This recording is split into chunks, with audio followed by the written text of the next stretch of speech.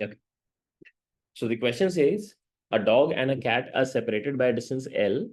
The cat starts moving with a constant velocity perpendicular to initial line connecting with the dog with a speed u.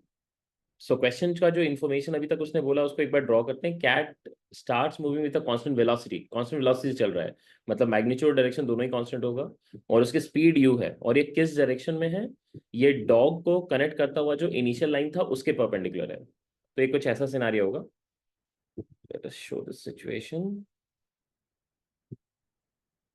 ऐसा कुछ. Let us say this is the dog and this is our cat, और इनके बीच की ये जो separation है, ये separation हमें एल दी हुई है,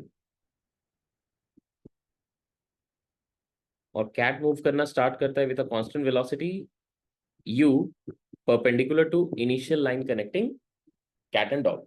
ऐसा ही कुछ सिनारियो दिखा रखा है. ठीक है, this is the initial situation. Now the question states, simultaneously the dog starts chasing the cat with a constant speed v.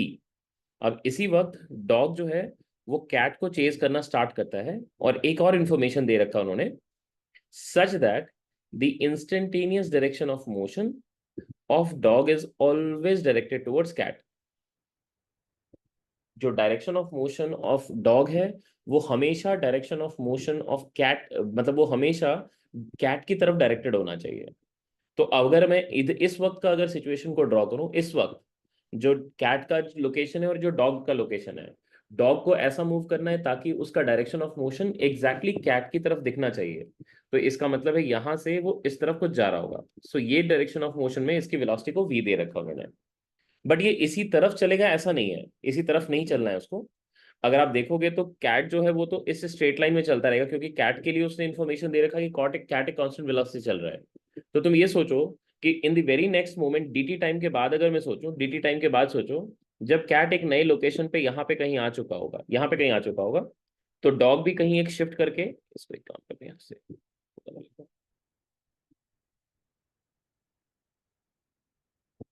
तो डॉग भी आपका शिफ्ट करके कहीं यहाँ पे डीटी टाइम के बाद जा चुका होगा. डीटी टाइम है, सोचो एकदम बहुत ही छोटा सा टाइम इंटरवल कंसिडर करते हैं, we are considering very small time interval, dt time. तो डीटी टाइम के बाद ये अगर टी इक्वल टू जीरो है, सोचो ये t equal to d t का टाइम है, तो ये भी टी इक्वल टू जीरो, और ये t equal to d t का टाइम का दिखा रखा है मैंने. तो अब जो डॉग का डायरेक्शन ऑफ मोशन होना चाहिए वो फिर से कैट की तरफ होना चाहिए. तो डॉग और कैट को कनेक्ट किया हमने, और अब हम डायरेक्शन ऑफ मोशन जो दिखाना पड़ेगा वो मुझे इस तरफ दिखाना पड़ेगा कि जो कैट की तरफ डायरेक्टेड हो, मतलब अब उसको इधर चलना पड़ेगा. ये बात आपको समझ आ रही है? Yes sir. फिर थोड़ी देर के बाद फिर से छोटा सा टाइम इंटरवल बीतेगा, फिर से छोटे से टाइम इंटरवल के बाद कैट अपना यहाँ पे पहुंच चुका होगा, तो फिर से इसको डायरेक्शन ऑफ मोशन किधर रखना पड़ेगा, फिर से उसको डायरेक्शन ऑफ मोशन रखना पड़ेगा नई लोकेशन ऑफ कैट की तरफ, मतलब ऐसा कुछ. तो वो यहाँ से अब वो इधर से इधर जाने की कोशिश करेगा, यहाँ से यहाँ. आई होप आपको ये बात समझ आ रही है. हाँ सर. ठीक है. अब इसी में उसने कह रखा है कि फाइनली ये डॉग कैट को कब पकड़ेगा, आप ये फाइंड करो. पहला तो टाइम निकालना है, उसके बाद जो चीजें हैं उसके बाद सोचते हैं. पहले तो टाइम का ही कैलकुलेशन करते हैं. ठीक है, लेट्स डू दैट. तो इतना बात तो मुझे समझ में आ गया कि इसकी जो पाथ होने वाली है वो कुछ ऐसी कर्व होने वाली है. स्ट्रेट लाइन में तो जा नहीं रहा है, डॉग कुछ ऐसे कर्व पाथ में मूव करके फाइनली कैट को किसी एक जगह पे पकड़ लेगा, किसी एक जगह पे पकड़ लेगा. मुझे इंटरेस्ट नहीं है कि कहाँ पे पकड़ रहा है अभी फिलहाल के लिए, कहीं पकड़ ले रहा है, मुझे पता नहीं है कहाँ पे पकड़ेगा. बट इतना श्योर है कि किसी भी वक्त रैंडम इंस्टेंट पे अगर मैं दिखाता, रैंडम, ये मान लो कि कोई भी एक रैंडम लोकेशन है टाइम टी का, लेट अस से ये टाइम टी का है, तो ये टाइम टी पे जब हम इसकी डायरेक्शन ऑफ मोशन को शो करते, तो ये डायरेक्शन ऑफ मोशन डेफिनेटली किसकी तरफ होना चाहिए था? This should have been towards, sorry, this should have been towards the cat. तो कैट का लोकेशन हम यहां से पता कर सकते हैं कि भाई कैट कहाँ पे रहा होगा, ये डायरेक्शन ऑफ मोशन से कैट रहा होगा कहीं यहाँ पे. देखो तो आपको समझ आ रही है क्या? I you understanding this? Yes sir. Yes इस तरफ वो यू से चल रहा होगा. ठीक है, कैट तो एक कांस्टेंट वेलोसिटी चल रहा है, तो कैट की वेलोसिटी को मैंने यू ही दिखाया है, और मैग्नीट्यूड में भी डायरेक्शन में भी, बट इसका direction of motion accordingly change कर रहे हैं. ये भी t equal to t time का है. ठीक है. नाउ देखो, जब भी ये कैचिंग कंप्लीट होगा, सोचो जब भी कैचिंग कंप्लीट होगा, हमको नहीं पता कहाँ पे कंप्लीट होने वाला है. मान लेते हैं यहाँ पे कैचिंग कंप्लीट हो गई है. ठीक है, मतलब डॉग भी जहाँ पहुंच गया कैट भी वहीं पहुंच गया. और ये time t equal to capital t है, ये टी ही हमको निकालनी है। एक चीज लॉजिकली सोचो कि आप इसमें क्या, प्लीज आप लोग अपने माइक्रोफोन को ऑफ करके रखिए।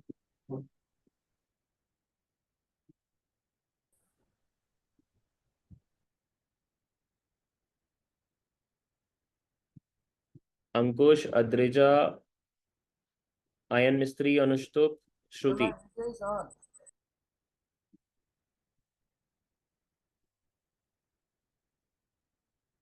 आप लोगों के कैमरा में बहुत खेलने की आदत है ना, कैमरा के बटन में हाथ जाता रहता होगा ना आप लोगों का, हाँ, है ना? ठीक है, अंकुश और श्रुति को तो क्लास करना नहीं है, इनके तो वीडियो ऑफ ही है।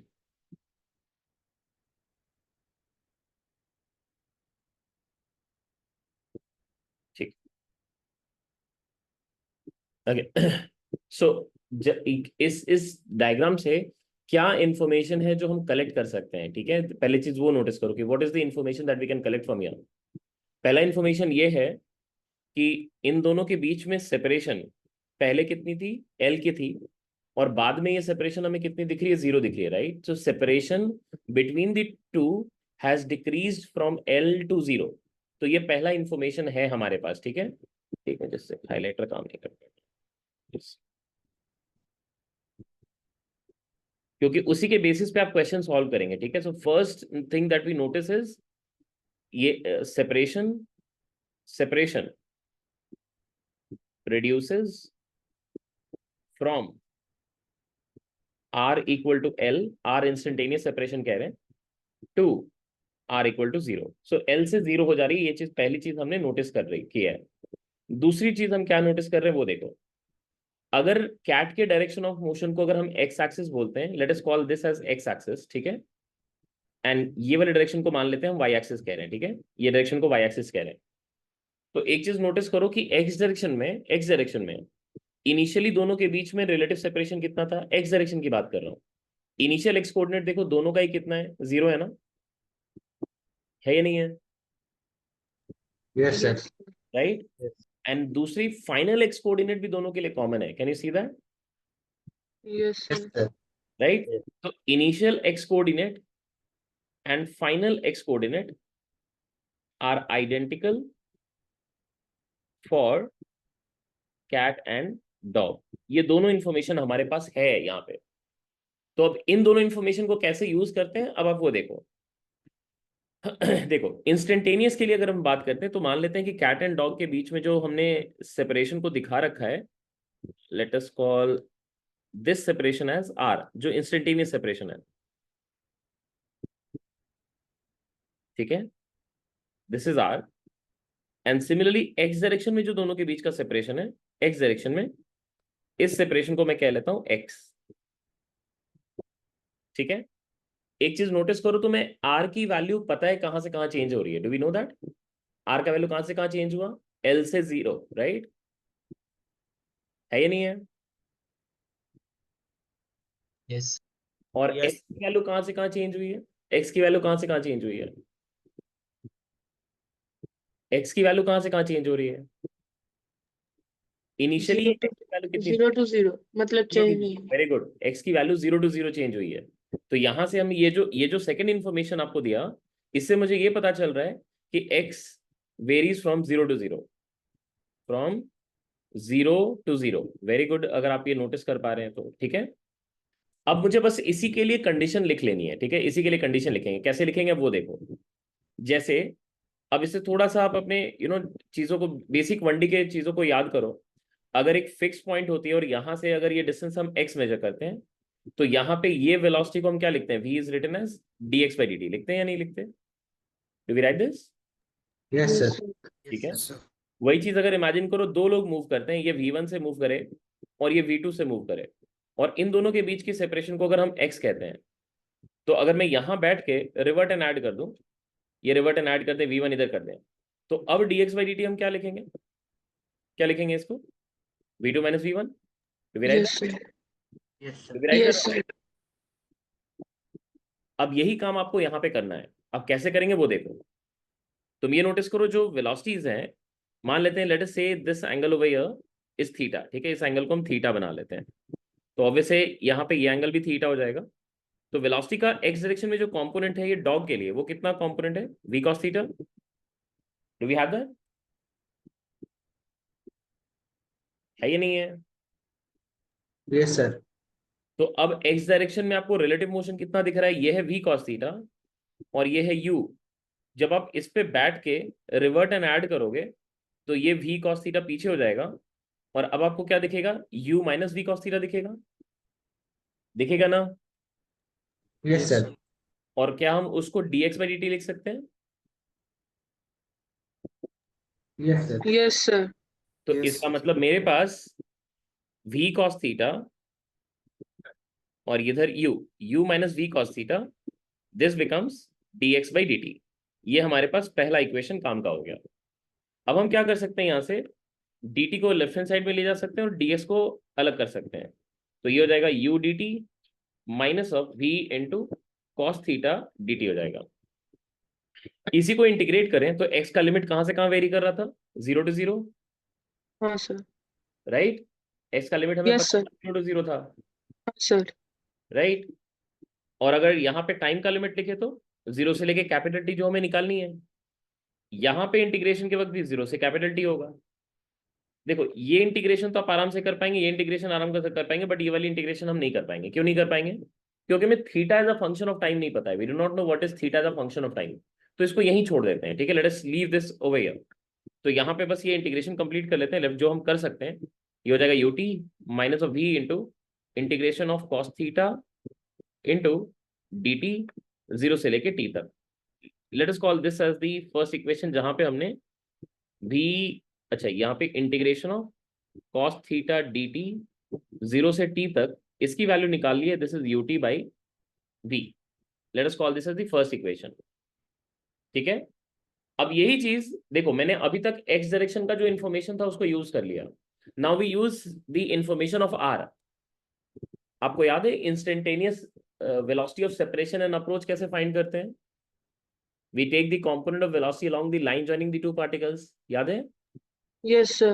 Yes, sir. ये आर तो इंस्टेंटेनियस सेपरेशन ही है। इस सेपरेशन की जो वेलोसिटी है उसका अगर मतलब अगर वेलोसिटी ऑफ सेपरेशन या अप्रोच निकालनी है तो हमें क्या करना पड़ेगा? इस बार u का कंपोनेंट लेना पड़ेगा। देखो ध्यान से, ये एंगल थीटा है तो इस तरफ का कंपोनेंट कितना हो गया? u cos theta. और ये वाली वेलोसिटी तो ऑलरेडी v इधर ही है, हमको इसमें कंपोनेंट ब्रेक करने की जरूरत ही नहीं पड़ेगी। तो अगर मैं यहाँ पे बैठ के रिवर्ट एंड ऐड फिर से कर दूं, ये रिवर्ट एंड ऐड कर दें तो v इधर आ जाएगा। तो अब मुझे वेलोसिटी ऑफ सेपरेशन कितनी दिखेगी? u cos theta minus v दिखेगी। इसको हम क्या लिख सकते हैं? dr बाई dt लिख सकते हैं। लिख सकते हैं ना? Right? Yes, sir. Yes, sir. तो अब r के लिए लिख रहे हैं, ठीक है? सो वेलोसिटी ऑफ, ये वेलोसिटी ऑफ सेपरेशन बोल के आप dr बाई dt लिखेंगे, कोई दिक्कत नहीं है। अगर आप वेलोसिटी ऑफ अप्रोच बोल के dr बाई dt लिखेंगे तो गलत होगा। अप्रोच वेलोसिटी बोलना है तो माइनस dr बाई dt लिखना पड़ेगा, ठीक है? Which is perfectly okay. तो अगर आप अप्रोच बोलना चाह रहे हो, सेपरेशन बोलना चाह रहे हो, उसके अकॉर्डिंग लिखेंगे, ठीक है? आप अप्रोच बोलना चाहते हैं तो वो भी बोल सकते हैं, उससे कोई दिक्कत नहीं है। और ऑब्वियसली वो अप्रोच लिखेंगे तो ये v बड़ा है तभी तो वो पीछे से जाकर उसको चेज कर भी पा रहा है। तो v इज ग्रेटर, तो ये v बड़ा है, ये u cos थीटा छोटा है। तो इसलिए v minus u cos theta becomes the velocity of approach. In that case, you will have to write this as minus of dr by dt because r is decreasing. But if somebody writes u cos theta minus v, then they're supposed to write dr by dt only, not with minus dr by dt. ये बात समझ आ रही है आप सबको? Yes, sir. ठीक है? तो अब कैसे लिखना चाहते हो ये आपके ऊपर डिपेंड करता है, ठीक है? तो मैं वेलोसिटी ऑफ अप्रोच की तरह ही लिख देता हूँ। Velocity of approach, this is equal to v minus of u cos theta and that will be minus of dr by dt। अब फिर से dt को हम LHS में लेके आ जाते हैं तो dr की value becomes this is u cos theta into dt minus of v dt and this is to be integrated. Integration के लिमिट्स तो ऑलरेडी हमको पता है। इंटीग्रेशन के लिमिट्स क्या है? यहाँ पे r का लिमिट क्या है? l से 0 तक, राइट? है ना? Yes, sir. और टाइम का लिमिट 0 से लेके कैपिटल टी, यहाँ भी 0 से लेके कैपिटल टी। तो ये हो गई 0 माइनस एल, ये हो गई u integration of cos theta dt 0 से लेके t तक माइनस ऑफ vt। अब देखो इंटरेस्टिंग चीज क्या है कि यहाँ पे जो इंटीग्रेशन है और यहाँ पे जो इंटीग्रेशन है तो सेम ही है। तो क्या मैं यहाँ से इसकी वैल्यू को पिकअप करके यहाँ नहीं डाल सकता? डाल सकता हूँ ना? हाँ, sir. That's it. तो प्रॉब्लम तो सॉल्व ही हो गया हमारा। सो यहाँ से क्या मिल गया, ये नेगेटिव को हटा दें तो ये हो जाएगा L is equal to v t minus of u into ये वाली वैल्यू को अब मैं यहाँ पे फीड कर दे रहा हूँ, ठीक है, ये वाली वैल्यू यहाँ पे फीड कर रहे हैं.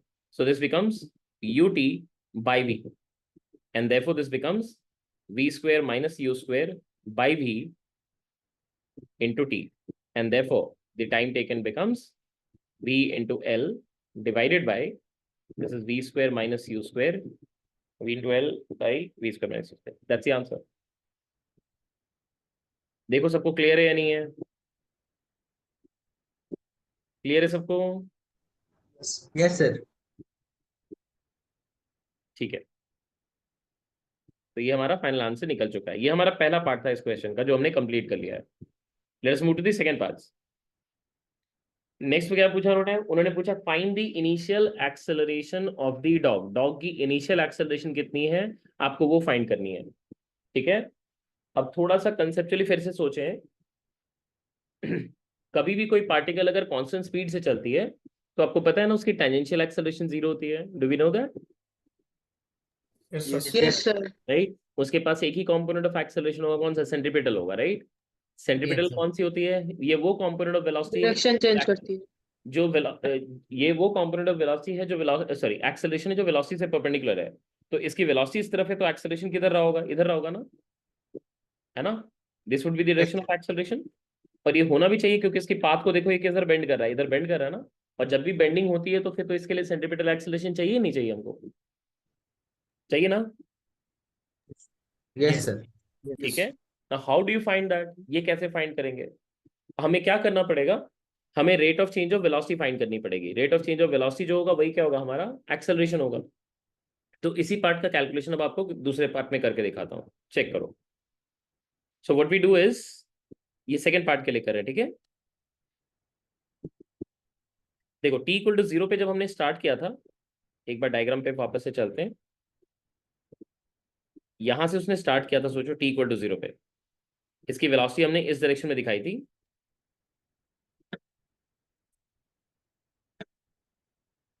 इस डायरेक्शन में हमने वेलोसिटी v दिखाई थी.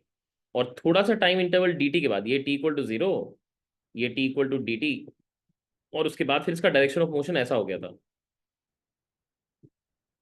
मैग्नीट्यूड वही था वेलोसिटी का, पर डायरेक्शन ऑफ मोशन कुछ ऐसा हो चुका था. और ये डायरेक्शन को जब हमने एक्सटेंड किया तो हमें यहाँ पे कहीं पार्टिकल मिला. यहाँ पे अपना कैट था, ये u स्पीड से चल रहा था, और dt टाइम के बाद ये भी यहाँ पे पहुंच गया. This is t equal to 0, this is t equal to dt. Since ये टाइम dt है तो ये एंगल बहुत छोटा होगा ना, कुछ एक d फाई कह सकते हैं. Let us call this as d phi. Can we call that? बोल सकते हैं क्या? Yes, sir. ठीक है. तो एक्सेलरेशन फाइंड करनी है तो क्या करना पड़ेगा? चेंज इन वेलोसिटी फाइंड करना पड़ेगा, फिर टाइम इंटरवल से डिवाइड करना पड़ेगा. तुम देखो इसकी फाइनल वेलोसिटी ये है और इनिशियल वेलोसिटी ये है.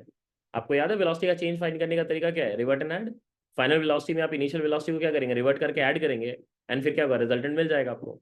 तो यहाँ पे अगर ये है मेरी फाइनल वेलोसिटी, सोचो. So change in velocity of dog find कर रहे हैं, तो इसके लिए क्या करना पड़ेगा? हमें फाइनल वेलोसिटी लेनी पड़ेगी माइनस ऑफ इनिशियल वेलोसिटी लेनी पड़ेगी. इन टाइम इंटरवल dt है, ठीक है, इन टाइम dt. ये dt टाइम के बाद ही कैलकुलेट कर रहे हैं. सो फाइनल वेलोसिटी में हमें इनिशियल वेलोसिटी को रिवर्ट करके ऐड करनी पड़ेगी. तो ये फाइनल वेलोसिटी में इनिशियल वेलोसिटी को जब रिवर्ट करके ऐड करोगे आप, डायग्राम से ही देखो, ये है फाइनल वेलोसिटी और इनिशियल वेलोसिटी को जब हमने रिवर्ट करके ऐड किया, ऐसा ही कुछ होगा. होगा ही नहीं होगा?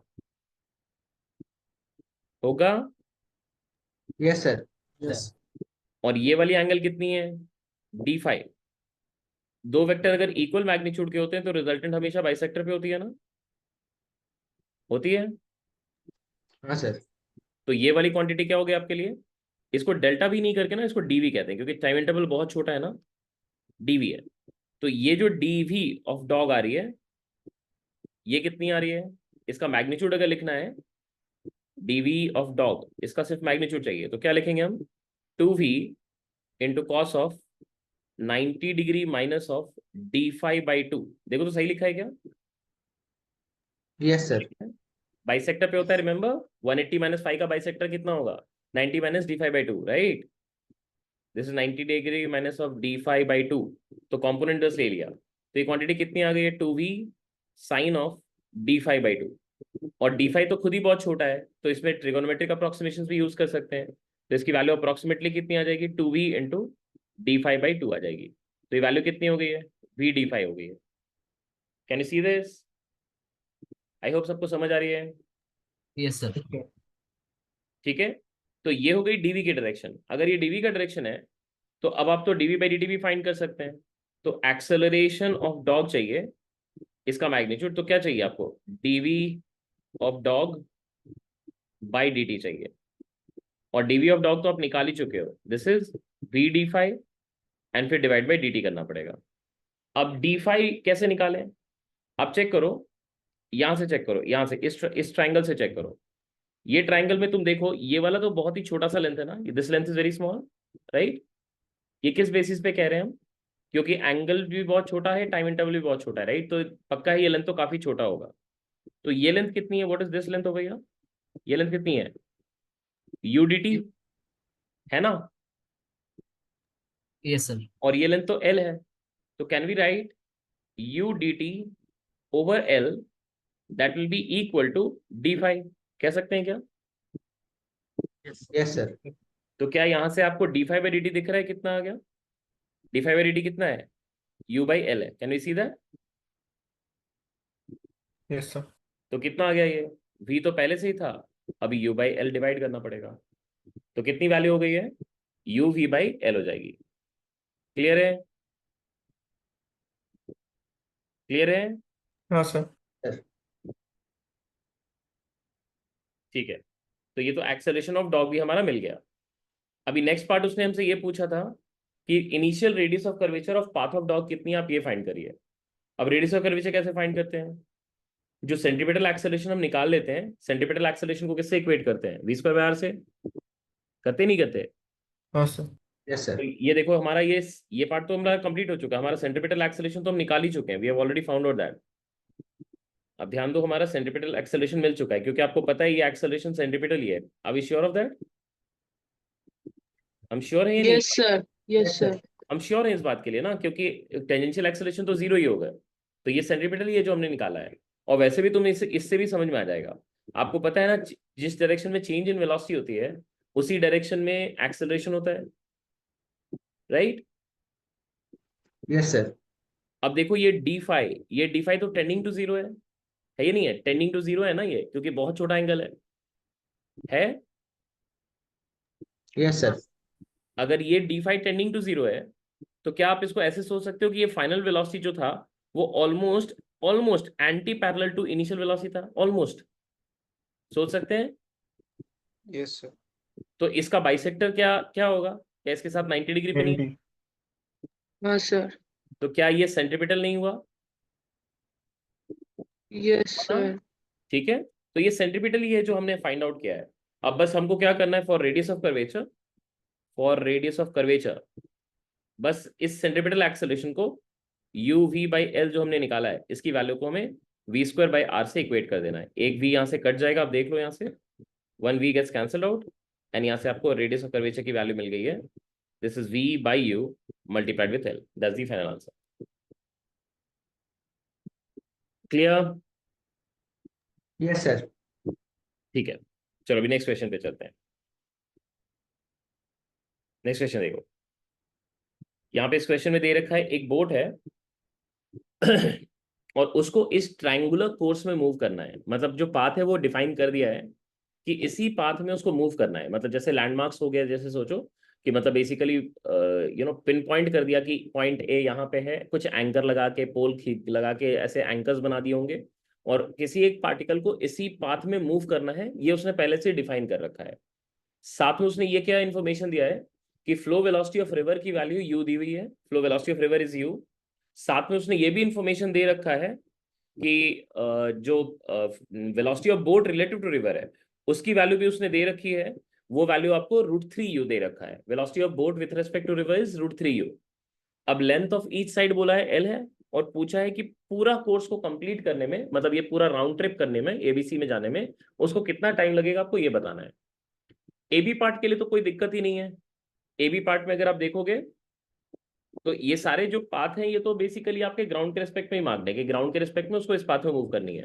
तो जब वो ए बी लाइन पे चलेगा, यहां से सोचो, यहां से जब वो चलेगा इस डायरेक्शन में, तो इस डायरेक्शन में जब वो चल रहा है, तो वेलोसिटी ऑफ बोट अगर उसको कैलकुलेट करनी है, velocity of boat with respect to ground calculate करनी है, तो ये जो वेलोसिटी ऑफ बोट होगी वीबी अगर लिखें, तो वेलोसिटी ऑफ बोट निकालने के लिए क्या करना पड़ेगा हमें, velocity of boat with respect to river and plus velocity of river flow करना पड़ेगा ना, राइट? Yes sir. तो ये वाली वैल्यू कितनी हो जाएगी, एक तो u दे रखा है और एक √3u दे रखा है, तो यहाँ पे √3u किया प्लस u किया, यही आपकी फाइनल वेलोसिटी हो गई है। ये हो गई ए बी के लिए, ये सिर्फ और सिर्फ ए बी के लिए कर रहे हैं, ठीक है, ये ए बी पार्ट के लिए कर रहे हैं, ध्यान रखिएगा।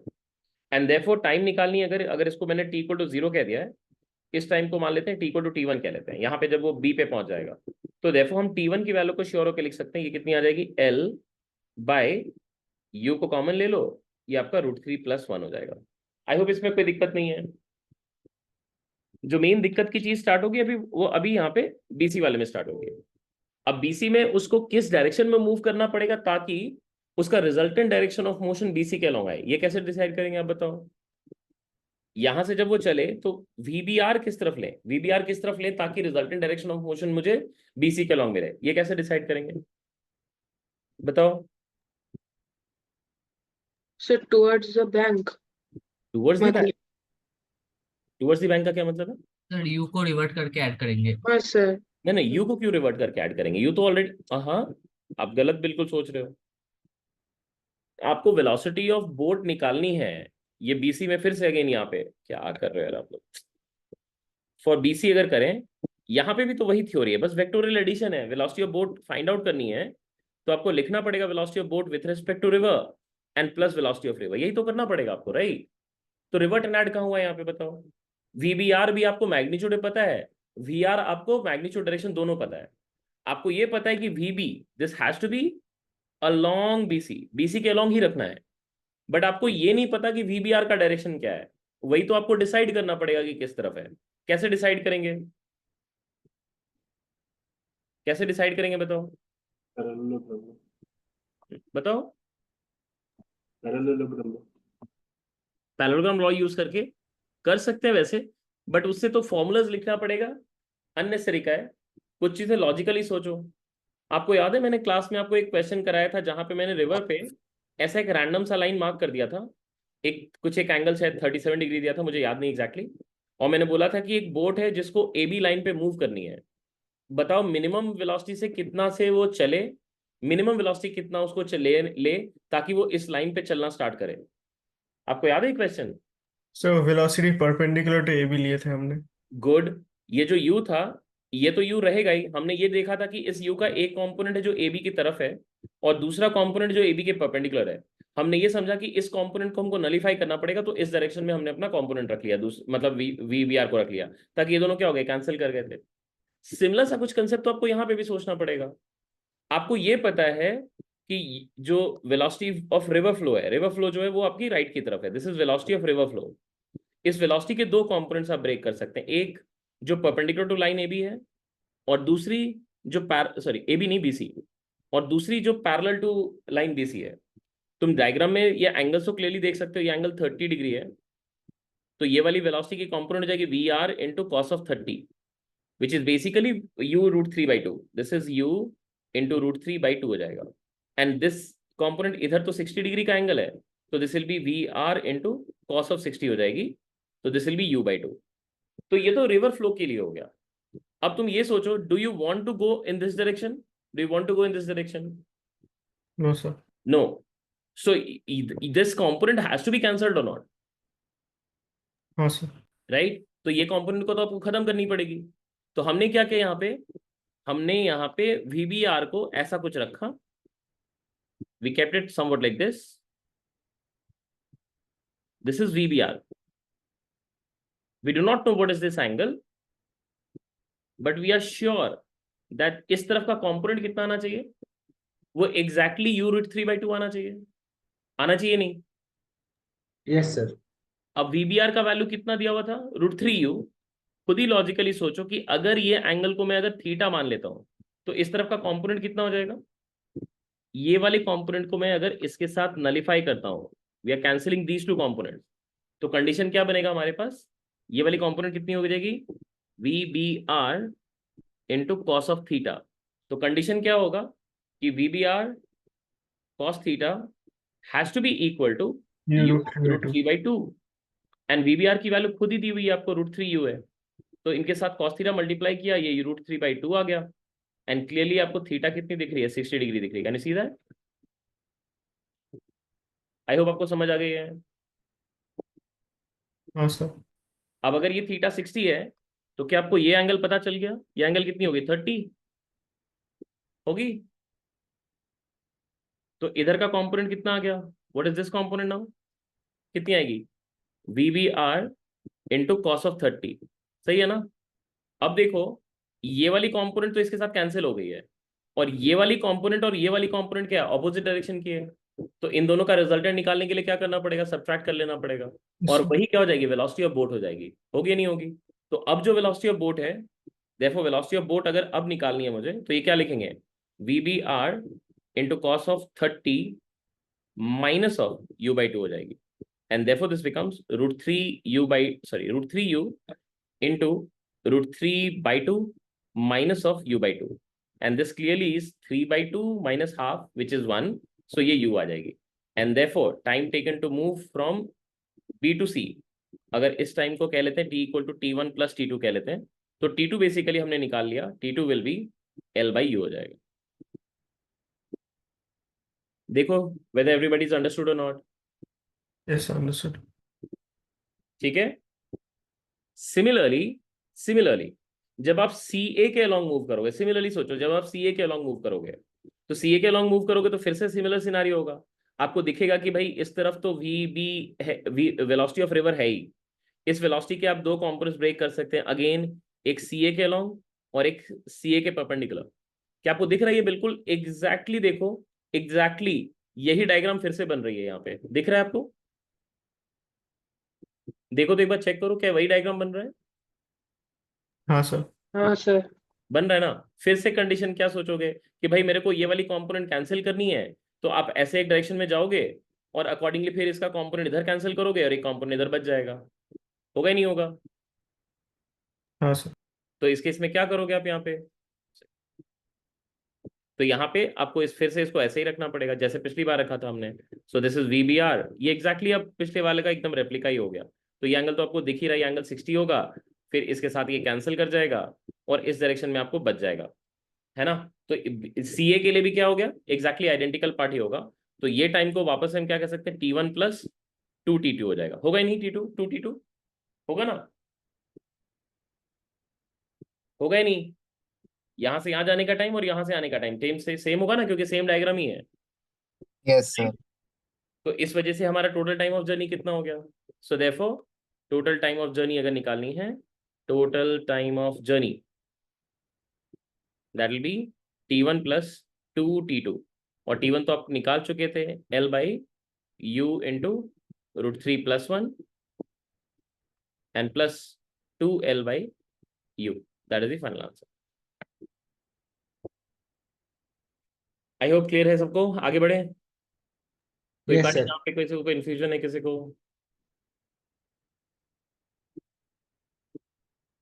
ठीक है, सो हम आपको क्लियर है, Yes, sir. ठीक है। क्योंकि आपने वो बोला था ना कि वो शायद आपकी आवाज थी ना, जब आपने बोला था कि वो पैरेललोग्राम लॉ यूज करके निकाल लेंगे। हाँ, sir. आप वो फॉर्मूलेस पे हैंडीकैप नहीं करना खुद को, कंसेप्चुअली थोड़े से ग्रो करो। चलो ये क्वेश्चन आप खुद से ट्राई करो एक बार, मैं चाहता हूँ आप अटेम्प्ट करो, मैं आपको 5 मिनट का टाइम दे रहा हूँ, ठीक है। It's a good question. पहला तो आप अगर डायग्राम ही ढंग से सोच पाओ तो ही है, बहुत बड़ी अचीवमेंट होगी आपके लिए। क्वेश्चन बहुत छोटा ही है, बट मेन है कि आप डायग्राम ढंग से बना पा रहे हो नहीं, बस उस पर ही डिपेंड करेगा कि आपकी अप्रोच क्या रहने वाली है, ठीक है। I want you all to attempt, question लिख के टाइम वेस्ट मत करिए, बस क्वेश्चन को सोचिए, आपको एक ऑनलाइन एग्जाम दे रहे हो, क्वेश्चन पढ़ रहे हो और क्वेश्चन को अटेम्प्ट करो, ठीक है। पहले तो सबको क्वेश्चन समझा दूं एटलीस्ट, जो लोग नहीं समझे हैं। A vertical wind screen of a vehicle is made of two parts. The upper part is 25 centimeter vertically long and covers the top 5 centimeter of the lower fixed part.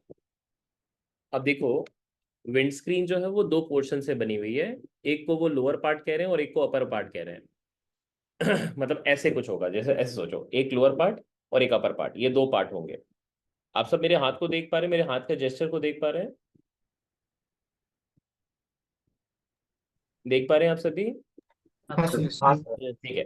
अब उन्होंने देखो क्या बोला है, the upper part is hinged at upper end. तो मेरे ऊपर वाले हाथ को ये अपर पार्ट सोचो, इसके ये वाले एंड को हिंज कर दिया है, तो ये क्या हो सकता है, ये खुल सकता है ऐसे, दिस कैन ओपन अप ऐसे। ये आउटवर्ड की तरफ ओपन होगा, ऑब्वियसली अंदर की तरफ ओपन नहीं होगा, ये आप आउटवर्ड की तरफ ओपन होगा। साथ में उसने ये कह रखा है, so that it the car is running on the horizontal road at 20√3 और रेन का वेलोसिटी दे रखा है, maximum angle through which the upper part can be open outwards, ये पूछा गया आपसे। ठीक है, ये कितना एंगल से आप खोल सकते हो उसको। तो इसको डायग्राम में एक बार ड्रॉ करते हैं पहले, कि जो हम समझ रहे हैं उसको एटलीस्ट हम ड्रॉ कर पाए, रिप्रेजेंटेशन दिखा पाए। सो सपोजली ये हमारा व्हीकल है,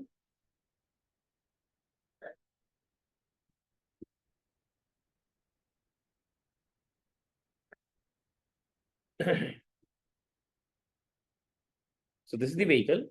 ये व्हीकल की स्पीड आपको दी हुई है 20√3, 20√3 kph। और ये लोअर पार्ट, ये जो विंडस्क्रीन का ये वाला पोर्शन है, ये वो लोअर पार्ट है।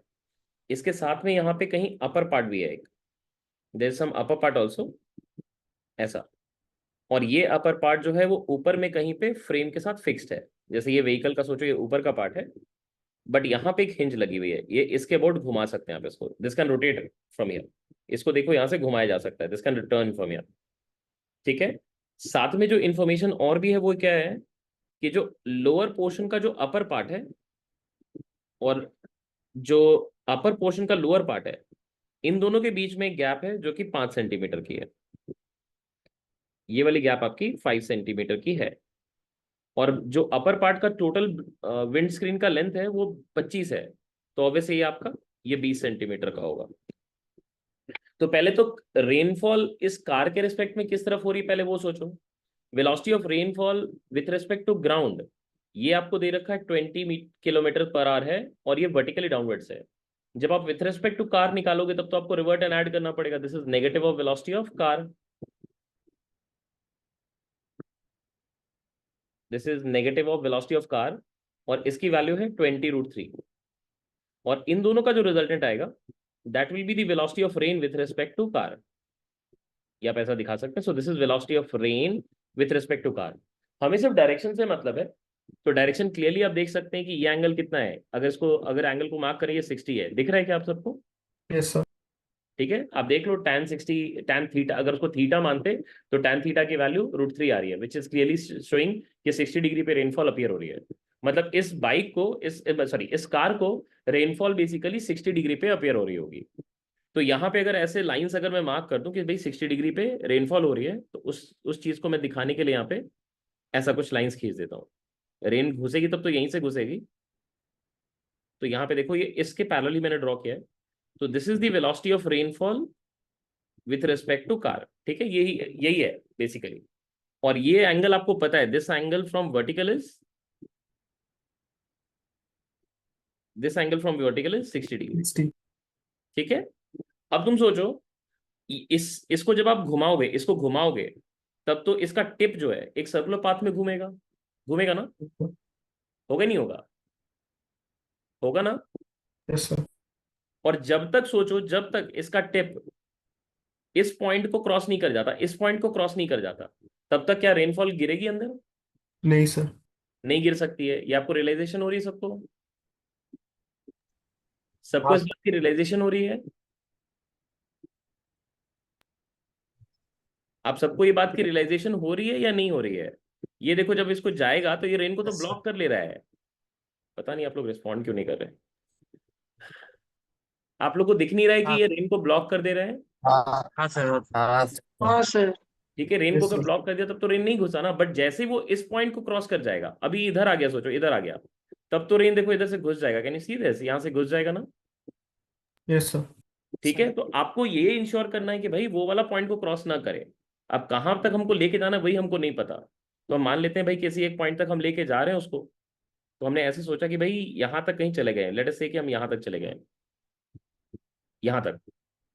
ये ध्यान देना कि ये एक सर्कुलर आर्क में ऐसे घूम के इसका ब्लेड का टिप, मतलब जो विंडस्क्रीन का टिप है, वो ऐसे घुमा होगा। ठीक है, तो ये वाली लेंथ क्या हमको पता है, दिस इज 25 सेंटीमीटर ना, क्योंकि वो जो विंडस्क्रीन का जो अपर पोर्शन है उसका लेंथ तो चेंज नहीं होने वाला। तो अभी आप ये कैसे फाइंड करोगे, आप ये सोचो। अगर मैं ये सोचूं कि यहां से यहाँ पे एक परपेंडिकुलर ड्रॉप करते हैं, इस पे एक परपेंडिकुलर ड्रॉप करते हैं।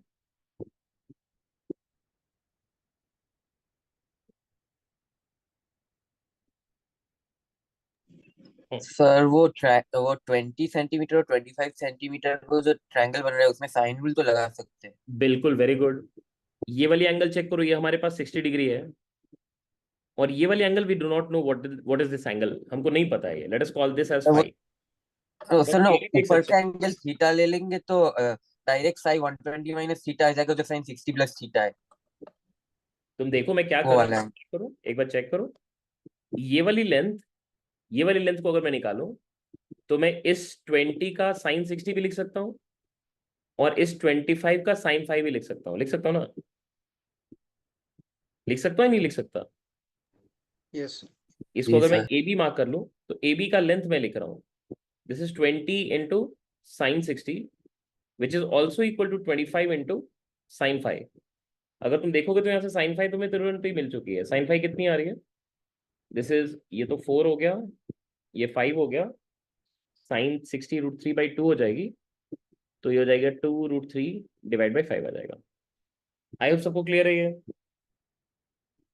ठीक है, उसने हमसे पूछा क्या था, उसने हमसे ये वाली एंगल पूछी थी ना। देखो तो ये एंगल थीटा है ना, can you see this? Yes sir. उसने क्या बोला था, the maximum angle through which the upper part can B opened outward is theta. ध्यान से देखो, ये थीटा है और ये 60 है, ये π/3 का है, 60 तो है ना, है या नहीं है? Yes sir. तो क्या वो इस दोनों एंगल का ही सम जानना चाह रहे हैं, हाँ सर।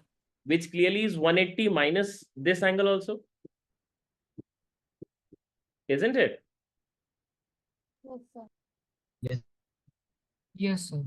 अरे बाबा, ये साइन ऑफ उसको चाहिए π/3 प्लस थीटा चाहिए, तो इसको मैं ऐसे लिख सकता हूँ ना, जैसे साइन ऑफ 180 डिग्री -5। नहीं लिख सकते क्या? इंटरनल एंगल ट्राइंगल का सम कितना होना चाहिए, 180 तो होना चाहिए। 180 होता है। हाँ सर। तो क्या ये साइन 5 आ गया, आया? Yes sir. तो ये 2√3 तो आपको ऑलरेडी दिख रहा है, ये कितना है, 212 है, और डिनोमिनेटर में क्या है, 5 है, और उसको यही तो चाहिए था, √12/n। इसका मतलब n की वैल्यू कितनी हो गई, 5 हो गई। That's the answer. ठीक है पार्थिव, आप कुछ और कह रहे थे? सर नहीं, जो आप किए थे वही थोड़ा वो थीटा पकड़ के वो 120 माइनस थीटा आ गया जो 60 प्लस थीटा था। ओके, तो sine 120 minus theta is equal to sine 60 plus theta. 120 minus theta, 120 कहाँ से ला रहे हो? अगर हम ऊपर का एंगल थीटा ले तो वो 120 माइनस थीटा आ रहा है। अच्छा अच्छा अच्छा, हाँ तभी तो सम हाँ, अच्छा 180 अच्छा, और एक ही साइन। बात हो गया, एक ही बात हो गया हाँ भाई, वही वही बोल रहा हूँ। एक ही बात हो गया। ठीक, ठीक है, चलो आगे बढ़ते हैं। आप अगर नोटिस करोगे तो ये सब क्वेश्चंस इतने लेंदी नहीं है, देखो। बट मेन चीज है कि आप क्वेश्चन के इंफॉर्मेशन से आप ढंग से डायग्राम को ड्रॉ कर पा रहे हो या नहीं, और कंसेप्चुअली जस्ट अपना जो बेसिक कंसेप्ट है, नॉट जस्ट फॉर्मुलाज। तुम देखो यहाँ पे कोई फॉर्मूला नहीं लग रहा है, there is no formula which is being applied over here, just conceptually application है। तुम अब सोचोगे वेक्टर एडिशन में a² + b² + 2ab cos theta अगर वहां करते रह जाओगे, और फिर tan phi = b sin theta by a + b cos theta, यही करते रह जाओगे, तो इन सब से क्या ही क्वेश्चन बनने वाला, कुछ भी नहीं होगा, हिलेगा भी नहीं है। चलो आगे बढ़ते हैं, नेक्स्ट क्वेश्चन पे चलते हैं। देखो नेक्स्ट क्वेश्चन देखो, इस क्वेश्चन में क्या रखा है, a man can swim in still water with a velocity of 3 metre per second, x and y axis are with respect to ground are drawn along and normal to the bank of river flowing to the right with a speed of 2 meter per second। मतलब इधर पे x axis mark कर दिया, इधर पे y axis mark कर दिया, this is along the flow and this is perpendicular to flow। अब रिवर का फ्लो वेलोसिटी ऑलरेडी उसने दे रखा है 2 मीटर पर सेकेंड है, और मैन की velocity with respect to river flow वो दे रखा है 3 मीटर पर सेकेंड है। Man start swimming from origin, origin से स्टार्ट कर रहा है, assuming size of man to negligible, locus of all points possible where the man can reach at t equal to 2 seconds is x minus a का square plus y square equal to c square। ये वो कह रहे हैं। अब इसमें ac by 4 आपको निकालनी है। इंपॉर्टेंट ये है कि 2 सेकंड पे आपको ये लोकस दिख रही है, ठीक है। 2 सेकंड पे कहां तक वो पहुंच सकता था, ये उन सारे पॉइंट्स का लोकस है। देखो डायरेक्शन ऑफ मोशन अगर आप चेंज करोगे तो ऑब्वियसली आप बहुत जगह पहुंच सकते हो, राइट, है या नहीं है। आप सोचोगे कि अगर मैं वीबीआर को इधर रखूं और वीआर इधर हो तो इस केस में क्या होगा, रिजल्टेंट इधर आएगा। अगर अगर सिमिलरली अगर अगर मैं इस तरफ से अगर velocity of man with respect to swimmer को रखूं और फिर वेलोसिटी ऑफ रिवर इसमें ऐड हो तो कुछ इस तरफ भी आ सकता है। तो जितने भी पॉसिबल डायरेक्शन से सोचो, हर डायरेक्शन में अगर वो चलता, हर डायरेक्शन में अगर वो चलता तो कहां कहां तक पहुंच सकता था t इक्वल टू 2 सेकंड्स पे। ये बेसिकली उन सारे पॉइंट्स का कॉम्बिनेशन है। मतलब अगर मान लो यहां पहुंच सकता था, फिर यहां पहुंच सकता था, फिर यहां पहुंच सकता था, फिर यहां पहुंच सकता था, तो इन सब को ज्वाइन करें तो कोई ना कोई तो एक लोकस आएगा ना, आएगा नहीं आएगा। Yes. क्या आपको बात समझ आ रही है क्या कह रहा हूं मैं? क्या आप सबको बात समझ आ रही है? हाँ यस सर। सर। हाँ सर। तो ये वाले हाँ। इसी का लोकस बेसिकली आपको फाइंड करना है, मतलब बेसिकली एक्स और वाई को रिलेट करना है। लोकस के बेस्ड हमने क्वेश्चन ऑलरेडी किए हैं, अगर आपको याद हो तो लोकस हम फाइंड कैसे करते हैं। हमको x coordinate as a function of time लिखनी होती है, y coordinate as a function of time लिखनी होती है, और फिर उसमें से उस टाइम को एलिमिनेट करने की कोशिश करते हैं हम। या फिर कोई और वेरिएबल है तो उस वेरिएबल के टर्म्स में भी। हमने पिछला जो लोकस का क्वेश्चन किया था उसमें टाइम को वेरिएबल ट्रीट किया था, बट इसमें क्या करना पड़ेगा, आपको डायरेक्शन ऑफ मोशन भी नहीं पता है तो डायरेक्शन ऑफ मोशन को भी वेरिएबल ट्रीट करना पड़ेगा। और टाइम तो हमको दिया हुआ है, टाइम 2 सेकंड है, तो टाइम हमारे लिए एक्चुअली वेरिएबल नहीं है, वो direction of motion he variable है। तो उसके रिस्पेक्ट में ही बेसिकली आपको लोकस को लिखना पड़ेगा। तो let us try to do that अपना। तो जैसे यहां से हमने स्टार्ट किया, मान लेते हैं कि हमने यहां से स्टार्ट किया, ओरिजिन से हम स्टार्ट कर रहे हैं, और velocity of man with respect to river VMR ये हमने इस डायरेक्शन में चूज किया जो कि एंगल थीटा पे है, और इस तरफ वेलोसिटी ऑफ रिवर फ्लो है। इन दोनों का रिजल्टेंट निकालेंगे तो ये मुझे वेलोसिटी ऑफ मैन मिल जाएगी। तो अगर आप देखोगे तो वेलोसिटी का एक्स कंपोनेंट जो है, वेलोसिटी का एक्स कंपोनेंट वो कितना आएगा, VR plus VMR into cos theta, यही आएगा क्या, आएगा? भाई तुम लोग हाँ या ना कुछ तो बोलते रहो तो फिर मुझे पता चले कि आप यस कुछ सर। बोल रहे हो और समझ रहे हो। Yes sir. Velocity of river flow तो ऑलरेडी 2 है, और velocity of man with respect to river आपका 3 है, तो ये 2 + 3 cos थीटा हो जाएगा। सो थीटा चेंज करोगे वेलोसिटी का एक्स कंपोनेंट चेंज होगा, इसी से कोऑर्डिनेट्स भी तो चेंज होगी। तो अगर मैं इसकी x coordinate after time t निकालना चाहता हूँ तो x coordinate after time t कितना हो जाएगा, 2 + 3 cos theta multiplied with t हो जाएगा। क्या मैंने सही लिखा है? और ये टाइम को 2 सेकंड डाल ही देते हैं क्योंकि 2 सेकंड पे पूछा उसने, तो यहाँ पे इसको 2 डाल देते हैं, इंटू 2 कर लिया। आई होप सबको क्लियर है। Yes sir. सिमिलरली अब वाई डायरेक्शन के लिए लिखो। वाई डायरेक्शन में क्या दिखेगा आपको, VMR साइन थीटा, और ये हो गया 3 साइन थीटा हो गया। सो देयरफॉर अगर वाई डायरेक्शन की डिस्प्लेसमेंट आपको फाइंड करनी है तो क्या लिखोगे, 3 साइन थीटा, और इसके साथ आप 2 मल्टीप्लाई कर दो, ये आपका वाई डायरेक्शन का हो गया। देखो x coordinate as a function of theta मिल चुका है आपको, और वाई कोऑर्डिनेट भी आपको as a function of theta मिल चुका है। क्या आप थीटा को एलिमिनेट कर सकते हैं? क्या आप थीटा को एलिमिनेट कर सकते हैं? Yes yes sir. Sir. Square square and add. Sine square cos square को ऐड करने पे हमेशा वैल्यू क्या आती है, 1 ही आती है ना, Yes. हाँ राइट? सर। तो बस वही कर लो। आप फर्स्ट इक्वेशन से देखो, फर्स्ट इक्वेशन से अगर मैं लिखूं इसको तो ऐसा लिख सकते हैं, x minus of 4 2 to the 4 हो गया, इसका square plus y square is equal to 3 to the 6 6 square आ रहा है। देखो तो आ रहा है क्या, चेक करो। हाँ सर। ठीक है, ये 2 to the 4 हो गया तो x माइनस 4, 3 to the 6 है, यहाँ पे भी वैसे 6 है, तो cos 6 का square into cos square theta plus sine square theta. एक स्टेप बढ़ाना चाहते हैं तो यहाँ पे लिख लीजिए cos square theta plus sine square theta, और ये तो टर्म आपका 1 हो जाएगा। तो यहाँ से आपको दिख रहा है कि x माइनस 4 का square plus y square is equal to 6 का स्क्वायर आ रहा है जो कि आपका 36 है। अब यहाँ पे एक बार एक्सप्रेशन को देख लेते हैं। तो इस एक्सप्रेशन के अकॉर्डिंग हमारा जो a है वो कितना है, 4 है ना, सर। है ना। तो a की वैल्यू कितनी हो गई हमारी, 4 हो गई। सो a का वैल्यू को 4 बिठा दिया हमने। फिर दूसरा क्या था, सी स्क्वायर, सी कितना है 6 है ना, और उसको चाहिए क्या, उसको चाहिए A C by 4, so therefore A C by 4 कितनी हो गई 6 हो गई ना, so 6 is the correct answer, ये आपका आंसर हो जाएगा। Clear clear. Yes sir. Yes yes. ये एक आसान क्वेश्चन है, मुझे लगता है ये आप कर पाएंगे, एक बार ट्राई करिए आप कर पा रहे हैं या नहीं। ओके चलो ठीक है। सो इन्फॉर्मेशन ये है कि एक ट्रेन है जो कि कांस्टेंट स्पीड से चल रहा है एक सर्कल में जिसकी रेडियस 16 बाई पाई है। The plane of the circle lies in the horizontal xy plane. At time t equal to 0, train is at the point P. P जो कि आपका x coordinate का x axis का point है, clearly दिखा रहे हैं, and moving in counterclockwise direction. At this instant, a stone is thrown from the train with a speed 10 meter per second relative to train. So 10 meter per second is relative to train. Towards negative x axis at an angle 37 degrees with the vertical z axis. तो ये सारा information जो है ये with respect to train है।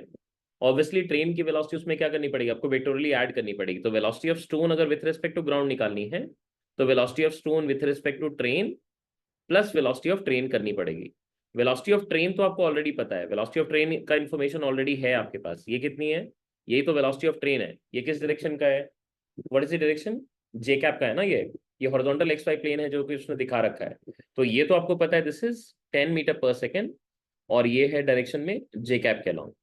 और velocity of stone with respect to train जो है, इसका वर्टिकल के साथ एंगल उसने कह रखा है 37 डिग्री है।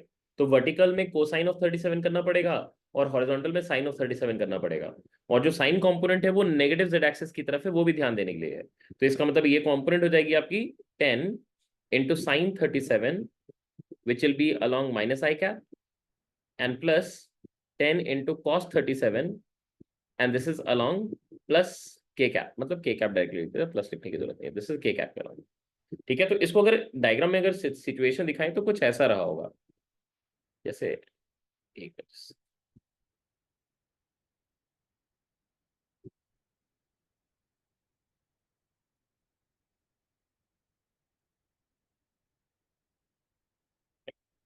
ये सोचो कि थोड़ा सा ना इसी प्लेन को थोड़ा सा मैं बड़ा करके आपको दिखा रहा हूँ ताकि हम थोड़ा सा इसका 3 डायमेंशनल व्यू को समझ सकें कि जो डायग्राम में उसने कह रखा है वो क्या बोला है, what have they tried to say in the diagram.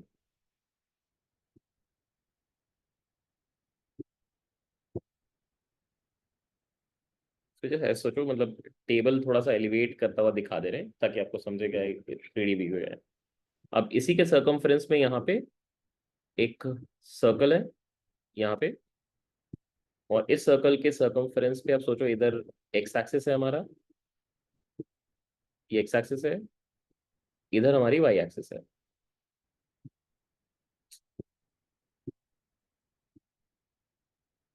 This is y axis. और यहाँ पे जो ट्रेन है हमारी वो कुछ ऐसी है, वो इस तरफ चल रही थी।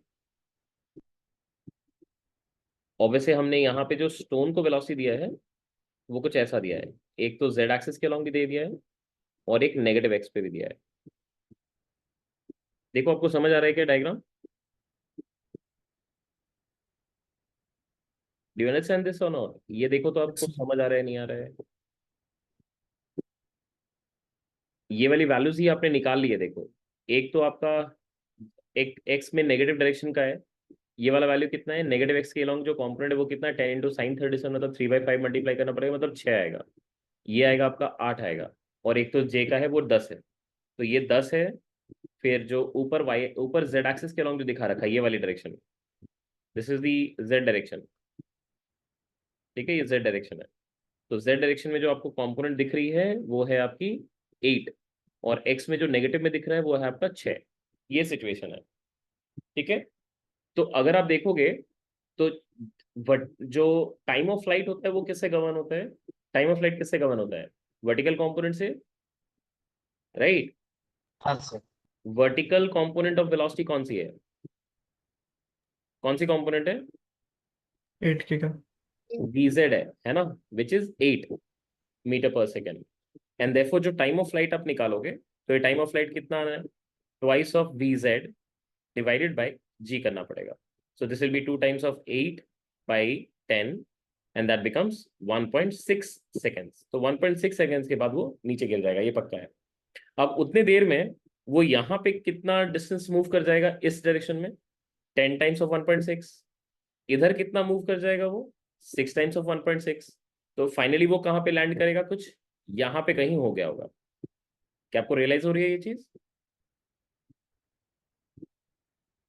क्या आपको ये रियलाइज हो रही है? Yes Yes, sir. sir. ठीक है. अच्छा, इसकी रेडियस भी उसने दे रखी थी. ये रेडियस कितना था? रेडियस था उसका कितना? 16/पाई. रेडियस एक में चेक करते हैं, रेडियस की वैल्यू कितनी है? 16/पाई है. मतलब इसको 16 डिवाइड बाई 22/7 लिख लें एक बार. ये 8 और ये 11, 8 7 56/11. अप्रोक्सीमेटली ये 5 मीटर का है अप्रोक्सीमेटली. और ये डिस्टेंस है हमारा, ये 5 मीटर है. और इसका इस डायरेक्शन में 6 मीटर पर सेकेंड का वेलोसिटी है. तो ऑब्वियस है कि 6 के साथ जब तुम 1.6 को मल्टीप्लाई करोगे तो ये ओरिजिन को क्रॉस करके इधर आ चुका होगा. आएगा ना? Yes sir. और इधर से भी तुम देखोगे तो 10 मीटर पर सेकेंड से जब हम 1.6 को मल्टीप्लाई करेंगे तो वो इस सर्कमफेरेंस का ये एंड को भी क्रॉस करके जा चुका होगा. जाएगा ना? हाँ सर. तो क्या ये सर्कल के अंदर गिर रहा है, सर्कल के बाहर गिर रहा है? बाहर. बाहर गिर रहा है. ये आपको रियलाइजेशन हो रही है? Yes sir. सबको रियलाइजेशन हो रही है ये? Yes, sir.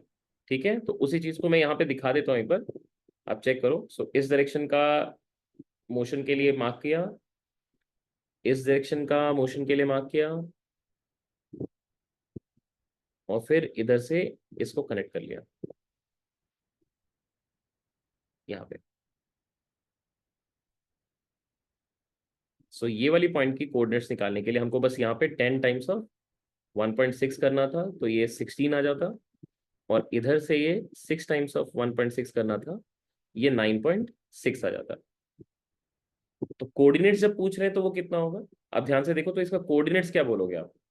ये एक्स कोऑर्डिनेट क्या होगा? इसका नेगेटिव हो जाएगा ना, क्योंकि ओरिजिन से तो पीछे चला गया ना. एक्स कोऑर्डिनेट नेगेटिव हो गया क्या? नहीं, सीधे ये वाली जो डिस्टेंस आएगी, ये वाली डिस्टेंस देखो, ये डिस्टेंस कितनी आएगी? दिस इज 9.6 माइनस ऑफ 5, है या नहीं है ना? ये कितनी हो गई? 4.6 मीटर्स. तो यस इसके सर. कोऑर्डिनेट जब आप लिखोगे तो क्या लिखोगे? एक्स कोऑर्डिनेट कितनी है? Minus of 9.6, sorry 4.6, minus of 4.6 metre. Y coordinate कितनी है? 16 मीटर. और जेड कोऑर्डिनेट कितनी है? 0 हो जाएगी. आई होप आप सबको ये बात समझ आ गई है. Yes, sir. ये मतलब ऐसा कुछ एक पाथ फॉलो करके गिरा होगा.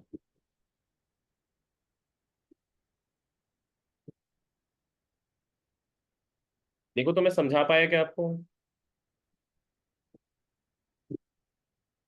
देखो ये उसका प्लेन ऑफ मूवमेंट था. इस प्लेन में बेसिकली वो चल के गया. आपको बात समझ आ रही है? Yes, sir. ठीक है. ये 3 डायमेंशनल मोशन है या 2 डायमेंशनल मोशन है?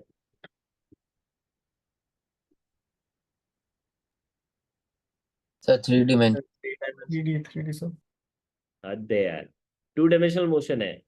तुमने सर 3 वो कोऑर्डिनेट यूज किए, तुमने 3 सर वो कोऑर्डिनेट यूज कर लिए. इसका मतलब ये थोड़ी ना है कि हाँ ये 3 डायमेंशनल मोशन है. तब तो अगर मैं एक्स वाई जेड, अगर मान लो कि जैसे यहाँ पे सोचो, मेरे मेरे ये फिंगर्स को देखो आप, ये 3 कोऑर्डिनेट एक्सिस को अगर सपोजली इंडिकेट कर रहा है, अगर मैं यहाँ पे ऐसा एक लाइन बना दूं और इस लाइन पे एक पार्टिकल को मूव करा दूं, तो इसमें तीनों कोऑर्डिनेट चेंज होगा? होगा ही नहीं होगा? होगा. हाँ सर. और अगर तीनों कोऑर्डिनेट चेंज हो रही है तो क्या इसको 3 डायमेंशनल मोशन बोल दोगे तुम, या So 1 in that case, two-dimensional motion in three-dimensional plane or something. 3 dimensional plane नहीं बोलते हैं, मतलब इसको बोलेंगे 2 डायमेंशनल मोशन ही. बट वही है कि जो आप सोचते हो कि हाँ नॉर्मली हम लोग क्या करते हैं एक्स वाई प्लेन में ही या किसी एक वाई जेड प्लेन में, वो तो स्पेशल केस होता है ना. प्लेन तो कुछ भी हो सकता है. प्लेन तो जरूरी नहीं है ना कि सिर्फ एक्स वाई प्लेन बनाना है या सिर्फ वाई जेड प्लेन बनाना है, ऐसा तो नहीं है. अगर आप उसके मोशन को एक प्लेन में डिफाइन करके देख पा रहे हैं कि भाई उसकी मोशन सिर्फ एक प्लेन में कन्फाइंड है, तो it is necessarily a 2 dimensional motion. I hope सबको ये बात समझ आ गई है. हाँ सर। ठीक है, उसने ये भी पूछा था velocity of particle relative to train at the highest point of its trajectory. क्या ये बता पाएंगे आप? बताइए ये वेलोसिटी कितनी है? हॉरिजॉन्टल वेलोसिटी चेंज नहीं होती है ना? होती है क्या हॉरिजॉन्टल वेलोसिटी चेंज? नहीं सर, नहीं होती। तो ये जो टॉप पे जो हॉरिजॉन्टल वेलोसिटी है वो कौन सी है, बताओ कौन सी है? इस तरफ का 10 तो है या नहीं है? और इस तरफ का 6 भी है। 6 भी है। और उन दोनों का जो रिजल्टेंट होगा वो क्या होगा? इसके पाथ के टेंजेंट पे होगा। यह बात तो समझ आ रही है आपको? ये हाँ है सर। 10, ये है 6, तो ये रिजल्टेंट क्या हो जाएगा? Root under of 6 square plus 10 square आएगा। तो कितना हो जाएगा? रूट अंडर 136 हो जाएगा। So this answer will be root under of 136। Sir with respect to train चाहिए। क्या बेटा, फिर से बोलो। Sir with respect to train चाहिए। अच्छा अच्छा अच्छा, विद, हाँ, ओहो हो, अच्छा अच्छा अच्छा, हाँ, कहाँ गया, क्या क्या क्या क्या? हाँ, विथ रिस्पेक्ट टू ट्रेन, एक मिनट मैंने गलत कर दिया, ये तो ग्राउंड के रिस्पेक्ट में मैंने मार्क कर लिया। तो ट्रेन के रिस्पेक्ट में हमें कौन सा दिखेगा? सिर्फ 6 दिखेगा ना? -6 आएगा। हाँ, मतलब वो 6 मीटर पर सेकेंड ही दिखेगा। तो इस केस में जब आप बोलोगे इसको तो ये -6 आई कैप बोलना पड़ेगा। So this will be -6 I cap ही बोलना पड़ेगा। ठीक है, सही चीज आपने पॉइंट आउट किया। लास्ट में तो कोऑर्डिनेट्स पूछा था, कोऑर्डिनेट्स तो मैंने बता ही दिया है। अच्छा, हाईएस्ट पॉइंट का कोऑर्डिनेट्स भी उसने पूछा था। हाईएस्ट पॉइंट का कोऑर्डिनेट्स बता सकते हैं? हाईएस्ट पॉइंट का कोऑर्डिनेट्स कितना है? एक तो हाइट कितनी है, 10 ही है, पहले वो निकाल लो। ये वाली जो हाइट है, व्हाट इज दिस हाइट? बताओ, ये वाली हाइट कितनी है? यहां से इसको मार्क वी लो। Z square by 2g। Very good, sir ठीक है, बिल्कुल 3.2 सही बोला मीटर्स। आपने, बिल्कुल सही बोला। 3.2 आ रहा है। ये वाली हाइट, ये वाली हाइट चाहिए हमको। ये वाली हाइट हो जाएगी अपनी वी जेड का square by 2g, and that becomes V Z कितना था? 8 था। 3.2 आ रहा है। 8 इंटू 8 डिवाइडेड बाई 2 इंटू 10, ये 3.2 हो गया। तो 3.2 मीटर जेड कोऑर्डिनेट है, राइट? और एक्स और वाई कोऑर्डिनेट तो बस आधा हो जाएगा ना? हाफ हो जाएगा। आधा हो जाएगा, किसका आधा हो जाएगा? Actually, ये वाला डिस्टेंस का आधा, ये वाला डिस्टेंस का आधा कितना होगा? 9.8 का आधा कितना हो जाएगा? 4.8। तो 4.8 तो कहीं यहाँ आ जाएगा। तो 5 से, तो ये 5, ये है 4.8, और ये है कितना हो जाएगा? 8 से 5 से सब्ट्रैक्ट करेंगे तो 0.2 आएगा, आएगा ना 0.2? सर 1.2 6 से सेपरेट करेंगे। ये 4.8 है। 6 की respect में। 9.6 का आधा तो 4.8 होगा ना? और रेडियस तो अपना 5 था, तो 5 से 4.2 को Yes sir। 4.8 को सब्ट्रैक्ट करेंगे, 4.2 ही तो आएगा ना, सॉरी 0.2 आएगा। और ये वाली डिस्टेंस अपनी 16 थी, तो 16 का आधा करेंगे तो 8 हो जाएगा, है ना? Yes sir. ठीक है, आप यहाँ पे इसको यहाँ पे मार्क करोगे तो इसको अच्छे से मार्क कर पाओगे। यहाँ पे इस पॉइंट का कोऑर्डिनेट्स को मार्क करो, तो यहाँ से ऐसे मार्किंग कर पाएंगे हम, ऐसा। तो ये वाली डिस्टेंस होगी आपकी यहाँ से यहाँ, this distance is 0.2 metre, and this distance is यहाँ से यहाँ तक का, दिस इज 8 मीटर। तो कोऑर्डिनेट्स उस पॉइंट का तो आपको मिल गया। तो ये जो कोऑर्डिनेट्स पूछा है उसने, this coordinates will be, x coordinate is 0.2 metre, y coordinate is 8 meter, and z coordinate is 3.2 meter. Clear? Sir वो पहला वाला पार्ट में अपने ट्रेन का वेलोसिटी 10j कैप को सब्ट्रैक्ट किया। कहाँ पे सब्ट्रैक्ट करना था मुझे? पहला वाला पार्ट में -6 i cap plus 10j cap आया। हाँ वो हाईएस्ट वन, बट ट्रेन का भी तो वेलोसिटी का डायरेक्शन चेंज होगा। अच्छा, हाँ सही कह रहे हैं। ओहो, हाँ, क्योंकि ट्रेन के रिस्पेक्ट में पूछा है तो ट्रेन तो वहां पे नहीं है ना, ट्रेन भी तो यूसीएम कर रहा है। चेंज कर चुका है। ओके, तो उसका लोकेशन पहले तो हमें फाइंड करना पड़ेगा। ये सही चीज आपने पॉइंट आउट किया। ये वाली रेडियस अपने को दे रखी है, ये रेडियस है, और हमारे पास ये वी भी है। तो हम इसके हेल्प से हम ओमेगा फाइंड कर सकते हैं। ओमेगा की वैल्यू हो जाएगी v/r। ये क्यों निकाल रहे हैं भी आपको समझ में आ जाएगा तुरंत। ये v है 10 और ये है 16/π। अब इसका मतलब है टाइम कितना था हमारे पास? टाइम कितना था, कितना? टॉप मोस्ट पॉइंट पहुंचने का टाइम तो 0.8 सेकेंड है ना? तो एंगल टर्न अगर डेल्टा थीटा निकालनी है तो क्या करना पड़ता है हमें, ओमेगा के साथ टाइम इंटरवल को मल्टीप्लाई करना पड़ता है। ओमेगा है अपना 10/16 टाइम्स ऑफ पाई, और इसके साथ टाइम मल्टीप्लाई करेंगे जो कि है 0.8। ये डेसिमल गया, ये 8 आपका इधर 2 हो गया, तो ये π/2 हो गया। मतलब ट्रेन आपका घूम के π/2 एंगल घूम चुका होगा। तो ट्रेन ने यहाँ से स्टार्ट किया था, बट ये घूम के वापस से यहाँ पे पहुंच चुका होगा, यहाँ पे पहुंच चुका होगा। तो ये वाली वेलोसिटी आपको वेक्टोरियली सब्ट्रैक्ट करनी पड़ेगी। तो ये आंसर एक्चुअली मैंने गलत ही दिया था, ये आंसर गलत दिया था, मैंने बिल्कुल भी ध्यान नहीं दिया, ये मेरी गलती है। यहाँ पे मैंने ध्यान नहीं दिया कि वो ट्रेन का लोकेशन तो खुद ही चेंज हो चुका है। तो ट्रेन आपका यहाँ पे पहुंच चुका है, train has reach somewhere here, ये लोकेशन ऑफ ट्रेन है, तो इसलिए इसकी वेलोसिटी इस डायरेक्शन में होगी। ये ट्रेन है, ध्यान रखना, ठीक है, दिस इज ट्रेन, और इसकी वेलोसिटी थी 10 मीटर पर सेकेंड। ये 10 मीटर पर सेकेंड से नेगेटिव एक्स एक्सिस की तरफ चल रहा है। तो इसको अब आपको रिवर्ट करके ऐड करना पड़ेगा। तो इसमें जब रिवर्ट करोगे तो ये रिवर्ट होएगा इधर 10 मीटर पर सेकेंड। तो 6 में से 6 तो लेफ्ट की तरफ था, और उसमें 10 आपका राइट की तरफ ऐड होएगा, और जो वाई एक्सिस का कंपोनेंट 10 था वो तो 10 ही रह जाएगा। तो अब वेलोसिटी का कंपोनेंट आपको क्या दिखेगा, 10 - 6 आई कैप है ना, हाँ, and plus 10 J cap, which is 4 I cap plus 10 J cap हो जाएगा।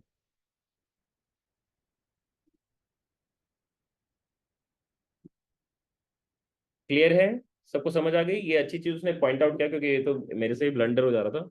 मैंने ट्रेन को तो वहीं पे ही लेके कैलकुलेशन कर दिया, जो कि एकदम ही गड़बड़ हो रहा था। ठीक है, सबको समझ आ गई है? Yes sir. ठीक है, चलो अभी आगे बढ़ते हैं।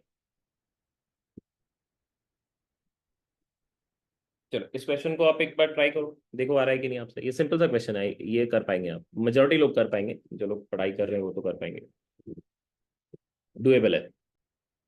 देखो आपने क्या किया है, आपने इस 45 डिग्री से पैरेलल एक लाइन खींचा है जो कि क्लियरली मुझे दिख रहा है, और एक इसके परपेंडिकुलर लाइन खींचा है। आपने 50 का एक कंपोनेंट इधर ब्रेक किया और एक इधर ब्रेक किया। इसको लिख दिया आपने, ये 30 है, इसको 40 लिखा है, ऐसे लिखा है ना। हाँ सर।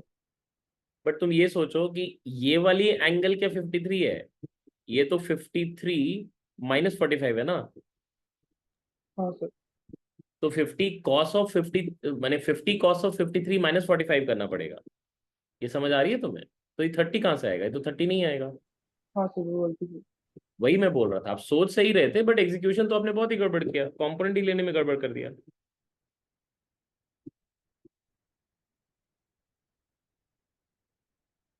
दूसरा देखो किसका आया था, अरे कहाँ चला गया, आर्यन का आया है।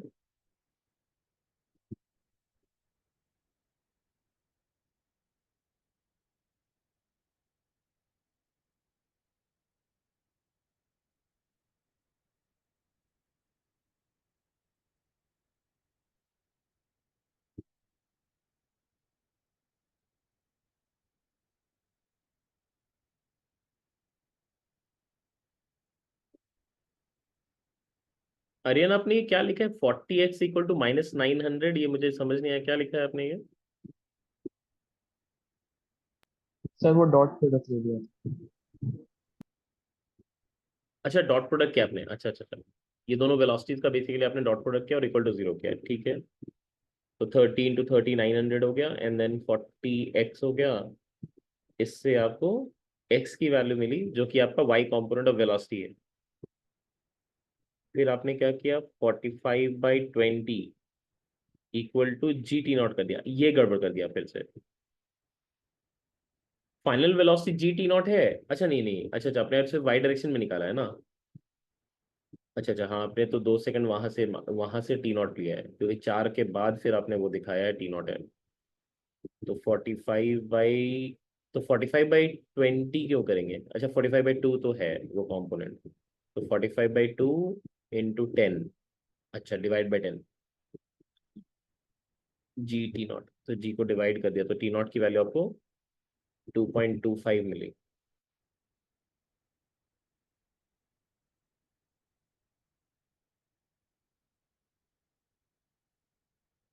लग तो सब ठीक रहा है बट आंसर शायद तो ये नहीं था, बट कंसेप्चुअली तो कुछ गलत नहीं किया आपने। ये तो 30 है, तो 40 है, यहाँ की वेलोसिटी 30 ही रहेगी।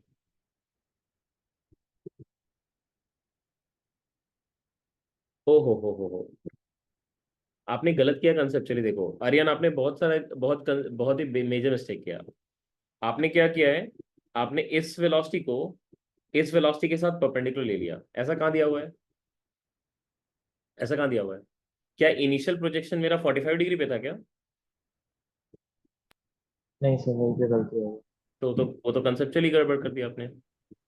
हाँ सर। शाग्निक का देखो क्या किया उसने। टाइम कैलकुलेट किया है। टाइम का कैलकुलेशन शाग्निक आपका गलत है। That won't be the time. क्या गलती है बताइए साग्निक। आपने देखो आपने क्या लिखा है। आपने इस डायरेक्शन में इसका कंपोनेंट ब्रेक किया है, जो क्लियरली दिख रहा है। cos ऑफ 53 माइनस 45 लिखा है, ये 53 डिग्री माइनस 45 डिग्री है, करेक्ट है। तो इधर आपने कंपोनेंट ब्रेक किया, तो आपने 2u, मतलब इसको अगर ux माने तो 2ux बाय इसके ऑपोजिट डायरेक्शन का एक्सेलरेशन, मतलब ax लिख दिया है मैग्नीट्यूड में। ये 2 होगा या नहीं होगा? ये 2 होगा क्या? नो सर, नहीं होगा ना? No no. तो फिर वहां गड़बड़ कर दिया आपने। Yes sir. बट टाइम तो 7 सेकंड ही मोस्ट लाइकली इसका आएगा। मोस्ट लाइकली इसका 7 सेकंड ही टाइम है। तो उधर आपका कैसे सही हो रहा है? मतलब कैलकुलेशन गलत करके भी सही करके कैसे आ रहा है? अच्छा ठीक है, चलो देखते हैं, अभी बाद में देखते हैं, बाकी लोगों का देखते हैं solution. So 50 into cos 53 is v cos 45, तो यहाँ से v निकाल लिया। गुड। शेषांकों का देख रहा हूँ मैं। उसके बाद आपने किया है v sin 45 minus of minus. Okay good, very good. Sheshanko आपका सही है, सही किया आपने। Anushtup v cos 45 is equal to 30, तो यहाँ से v मिल गया। फिर आपने भी वही काम किया है, सही। अनुष्टुप आपका भी सही है। शशांको अनुष्टुप आप दोनों ने सेम चीज किया, बहुत ही अच्छा किया। फिर नेक्स्ट है, ये किसका कैलकुलेशन है? शशांको का सेकंड पार्ट का कैलकुलेशन है। हाइट निकाल रहे हैं, हाइट निकाला, गुड। शशांको आपका नेक्स्ट पार्ट का कैलकुलेशन भी सही है, वेरी गुड। अनुष्टुप आपका भी ठीक है, चलो अच्छी बात है, कर पा रहे हैं। सुजातो आपका देख रहा हूँ। सुजातो आपने भी सेम अप्रोच लिया है, वेरी गुड, ठीक है। ये पूरा ठीक है, फर्स्ट पार्ट सेकंड पार्ट सब ठीक है, गुड। चलो ठीक है, अभी मैं करता हूँ, देखो। सबसे पहली चीज, ये कंसेप्ट ऑलरेडी कवर्ड है कि जब भी हमको कोई भी चीज ये पता है कि फाइनली एक पर्टिकुलर डायरेक्शन में वो मूव करता है, ऑब्जेक्ट कोई भी एक डायरेक्शन में मूव करता है, हमको ये पता है, तो हमको पता है कि उसके परपेंडिकुलर डायरेक्शन में उसकी वेलोसिटी 0 हो गई है, ये हम सर्टेन फाइनल श्योर हो जाते हैं। तो क्यों ना ऐसा ही करें कि इस डायरेक्शन के पैरेलल, इस डायरेक्शन के पैरेलल यहाँ पे एक लाइन खींच दें, और इस डायरेक्शन के परपेंडिकुलर एक लाइन खींच दें जो कि इसके पैरेलल हो जाएगा। तो इससे मेरी कोऑर्डिनेट एक्सिस का ओरिएंटेशन में थोड़ा सा चेंज कर रहा हूँ, ठीक है। डिफरेंट डिफरेंट सॉल्यूशंस एग्जिस्ट कर सकते हैं सेम क्वेश्चन के लिए, जिसको जो बेस्ट लगता है आप वैसे अप्रोच ले सकते हैं, बस टाइम कंज्यूमिंग नहीं होना चाहिए, बाकी सब ठीक है। तो ये वाली एंगल हमने यहाँ पे 45 डिग्री मार्क की है, तो ये एंगल हमारे लिए हो गई 53 डिग्री माइनस ऑफ 45 डिग्री हो गई है। तो वेलोसिटी का कंपोनेंट जब आप इधर निकालोगे, इस डायरेक्शन में जब वेलोसिटी का कंपोनेंट निकालोगे, तो that will B 50 into cosine of, कितना हो जाएगा ये, 8 डिग्री आ जाएगा। 50 कोसाइन ऑफ 8 डिग्री, और इधर का कंपोनेंट होगा 50 इंटू साइन ऑफ 8 डिग्री हो जाएगा। और एक्सेलरेशन जो जी है, उसके कंपोनेंट से अगर आप ब्रेक करोगे, तो ये एंगल तो आपको पता है 45 डिग्री है, तो जी का कंपोनेंट इस तरफ आएगा g/√2, और इधर भी कंपोनेंट जो आएगा दैट विल बी g/√2 हो जाएगा, ठीक है। अब आपको ये पता है, अगर ये x एक्सिस है और ये y एक्सिस है, तो यहाँ पे वेलोसिटी अलोंग x एक्सिस आपकी 0 हो जा रही है, that is very clear from here. और अगर वेलोसिटी अलोंग एक्स एक्सिस 0 हो गई है तो हम क्लियरली देख सकते हैं therefore as velocity along x axis is 0, therefore जो अपने टाइम होनी चाहिए वो initial velocity along x axis divided by acceleration along the x axis in magnitude, क्योंकि डायरेक्शन में उल्टा है। तो initial velocity along x axis is 50 into cosine of 53 minus 45, जिसको हम cos A cos B plus sine A sine B लिख सकते हैं। कॉस ए मतलब 3/5, कॉस बी मतलब 1/√2 प्लस 4/5 इंटू 1/√2, ये हो गई cosine of 8 degree and divided by g/√2 करना है, जो कि आपका 10/√2 हो जाएगा। ये √2 ये √2 और ये √2 तो गया, यहाँ से ये 10 चला गया, यहाँ से ये 5 भी चला गया, ये 4 + 3 डायरेक्टली आपको 7 सेकेंड्स मिल गया। दिस इज दी टाइम जिसके बाद वो हो रहा है। तो टाइम हमने कैलकुलेट कर लिया। Once you have got time, अब हम ये वाली हाइट को इजीली निकाल सकते हैं कि ये हाइट कितनी है। ये हाइट अगर h लिख लें तो ये हाइट की वैल्यू कितनी होगी। अगर वर्टिकल डायरेक्शन के लिए आप मोशन लिखेंगे, वर्टिकल डायरेक्शन के लिए, तो h की वैल्यू को हम लिख सकते हैं दिस इज 50 इंटू साइन 53, ये वर्टिकल डायरेक्शन के लिए लिख रहे हैं, ठीक है। This is along vertical. वो टाइम के कैलकुलेशन के लिए आपको दिखाया, जो हमने पहले कंसेप्ट लिखा था उसको यूज किया हमने। सो h वर्टिकल डिस्टेंस है, u sine theta into t तो आपने ऑलरेडी निकाल लिया 7 है, and minus of half g into 7 का स्क्वायर हो जाएगा। So this becomes 50 into sine 53 which is 4/5 into sorry into 7 है, करेक्ट है। अच्छा 7 को कॉमन आउट कर लेते हैं और यहाँ पे -5 हो जाएगा और इसके साथ 7 मल्टीप्लाई हो जाएगा। ये 5 आपका 10 से चला गया, 10 4 40, ये 35 हो गया। 35 इंटू सर 7, इतना बड़ा क्यों रहा है ये वैल्यू, क्यों अजीब से क्यों सर है? वहां पे वो 7 × 5 होगा, वो कॉमन करके अंदर में। हाँ 7 इंटू 5 है, सही है, ये 35 हो जाएगा। तो ये हो गया आपके पास, ये 5 बचेगा, 5 और 7 35 आ जाएगा। सो दिस इज 35 मीटर, ये करेक्ट है। सो 35 मीटर्स आ गया ये। तो ये हाइट हमने निकाल ली है, 35 मीटर्स है। और सिंस ये 45 डिग्री इंक्लिनेशन है तो ये डिस्टेंस भी आपको पता चल जाएगा, this will be equal to height, और ये भी आपका 35 मीटर आएगा। और अब हम क्या कर सकते हैं, अलोंग हॉरिजॉन्टल ये डिस्प्लेसमेंट का फॉर्मूला भी निकाल सकते हैं कि अलोंग हॉरिजॉन्टल अगर डिस्प्लेसमेंट निकालनी होती, अलोंग हॉरिजॉन्टल अगर डिस्प्लेसमेंट निकाले हम, तो जिसको हम रेंज से लिखते हैं, तो ये हो जाएगी 50 into cosine of 53 degree, and इसके साथ हमें 7 सेकंड को बस मल्टीप्लाई करना पड़ेगा। तो 50 इंटू कोसाइन मतलब ये हो जाएगा 3/5, और इसके साथ 7 मल्टीप्लाई होगा, ये हो गया 5 10 10 3 30, 210 मीटर आ रहा है। बट उसने पूछा क्या था हमसे, distance between the point of projection and the foot of the incline. So point of projection और फुट ऑफ इंक्लाइन के बीच में डिस्टेंस कितना हो गया। So distance required is equal to 210 minus of 35 करना पड़ेगा। तो ये वैल्यू हो जाएगी आपके पास 175 मीटर आ जाएगा, ये आपका करेक्ट। ठीक है, बहुत लोगों ने एक डिफरेंट अप्रोच लिया था, वो भी बिल्कुल बहुत ही अच्छा अप्रोच है, कोई गड़बड़ नहीं है, और छोटा भी है क्योंकि, इसलिए कोई प्रॉब्लम नहीं है। आपने ये नोटिस कर लिया कि फाइनल डायरेक्शन ऑफ मोशन ये है, ये आपको नहीं पता था, तो आपने ये भी मान लिया, और आपको ये एंगल दिख रही है 45 डिग्री है, तो आपने हॉरिजॉन्टल कंपोनेंट लिख लिया v cos 45 होगा, और इसको आपने यहाँ के हॉरिजॉन्टल कंपोनेंट से इक्वेट कर दिया, जो कि 50 इंटू कोसाइन ऑफ 53 था। और जैसे ही ये किया तो हमें यहाँ पे इमीडिएटली ये v का वैल्यू मिल गया, और जैसे ही v मिल गया तो फिर y डायरेक्शन में इक्वेशन ऑफ मोशन वेलोसिटी के लिए लगा लिया, तो v = u + at होना चाहिए y डायरेक्शन के लिए, तो उससे आपको वो भी मिल जाता, विच वॉज परफेक्टली ओके, ये अच्छा था। ठीक है, चलो हम आगे बढ़ते हैं, कुछ सर क्वेश्चन। मैंने थोड़ा दूसरा मेथड से किया ये। बोलो बेटा, क्या किया था आपने। सर मैंने वो हॉरिजॉन्टल से 135 एंगल बनाया, इसलिए tan 135 - 1 को वो फॉर्मूला में बिठा दिया, डायरेक्ट आ गया उसमें। हॉरिजॉन्टल से 135 पे एंगल बनाया, मतलब इस तरफ बनाया, ये वाली ऐसे, ये हाँ वो 135 है, और tan theta = u sin theta - gt/u cos theta tan theta is u sin theta. -gt/u cos theta, जो आपने सिखाया था। अच्छा अच्छा अच्छा, डायरेक्शन ऑफ मोशन के लिए आप बोल रहे हैं।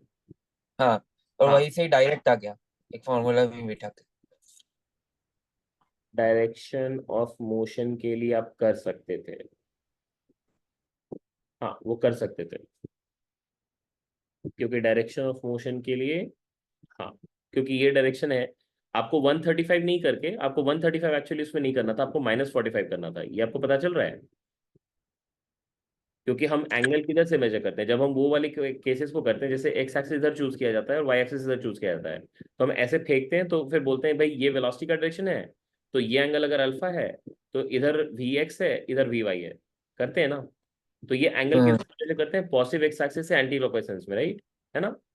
तो आपका डायरेक्शन ऑफ मोशन सोचो, जब वेलोसिटी का डायरेक्शन ऐसा है, ये वेलोसिटी का डायरेक्शन है और ये पॉजिटिव एक्स एक्सिस है, तब एंगल तो इतना बड़ा ये वाला एंगल होगा। ये आपको रियलाइज हो रही है? और ये एंगल को बोलने का तरीका ये है कि आप इधर से बोल दीजिए, है ना? ठीक है। तो tan ऑफ एक्चुअली क्या होता है? -45 होता, नॉट 135। अच्छा ठीक है। ठीक है। हम्म। ओके, यहाँ पे कुछ क्वेश्चंस है, वो आपके अटेम्प्ट के लिए मैं छोड़ रहा हूँ, ठीक है? मैं पहले आपको एक अच्छी थ्योरी बताता हूँ पहले। एक मिनट, एक अच्छी थ्योरी पहले बताता हूँ।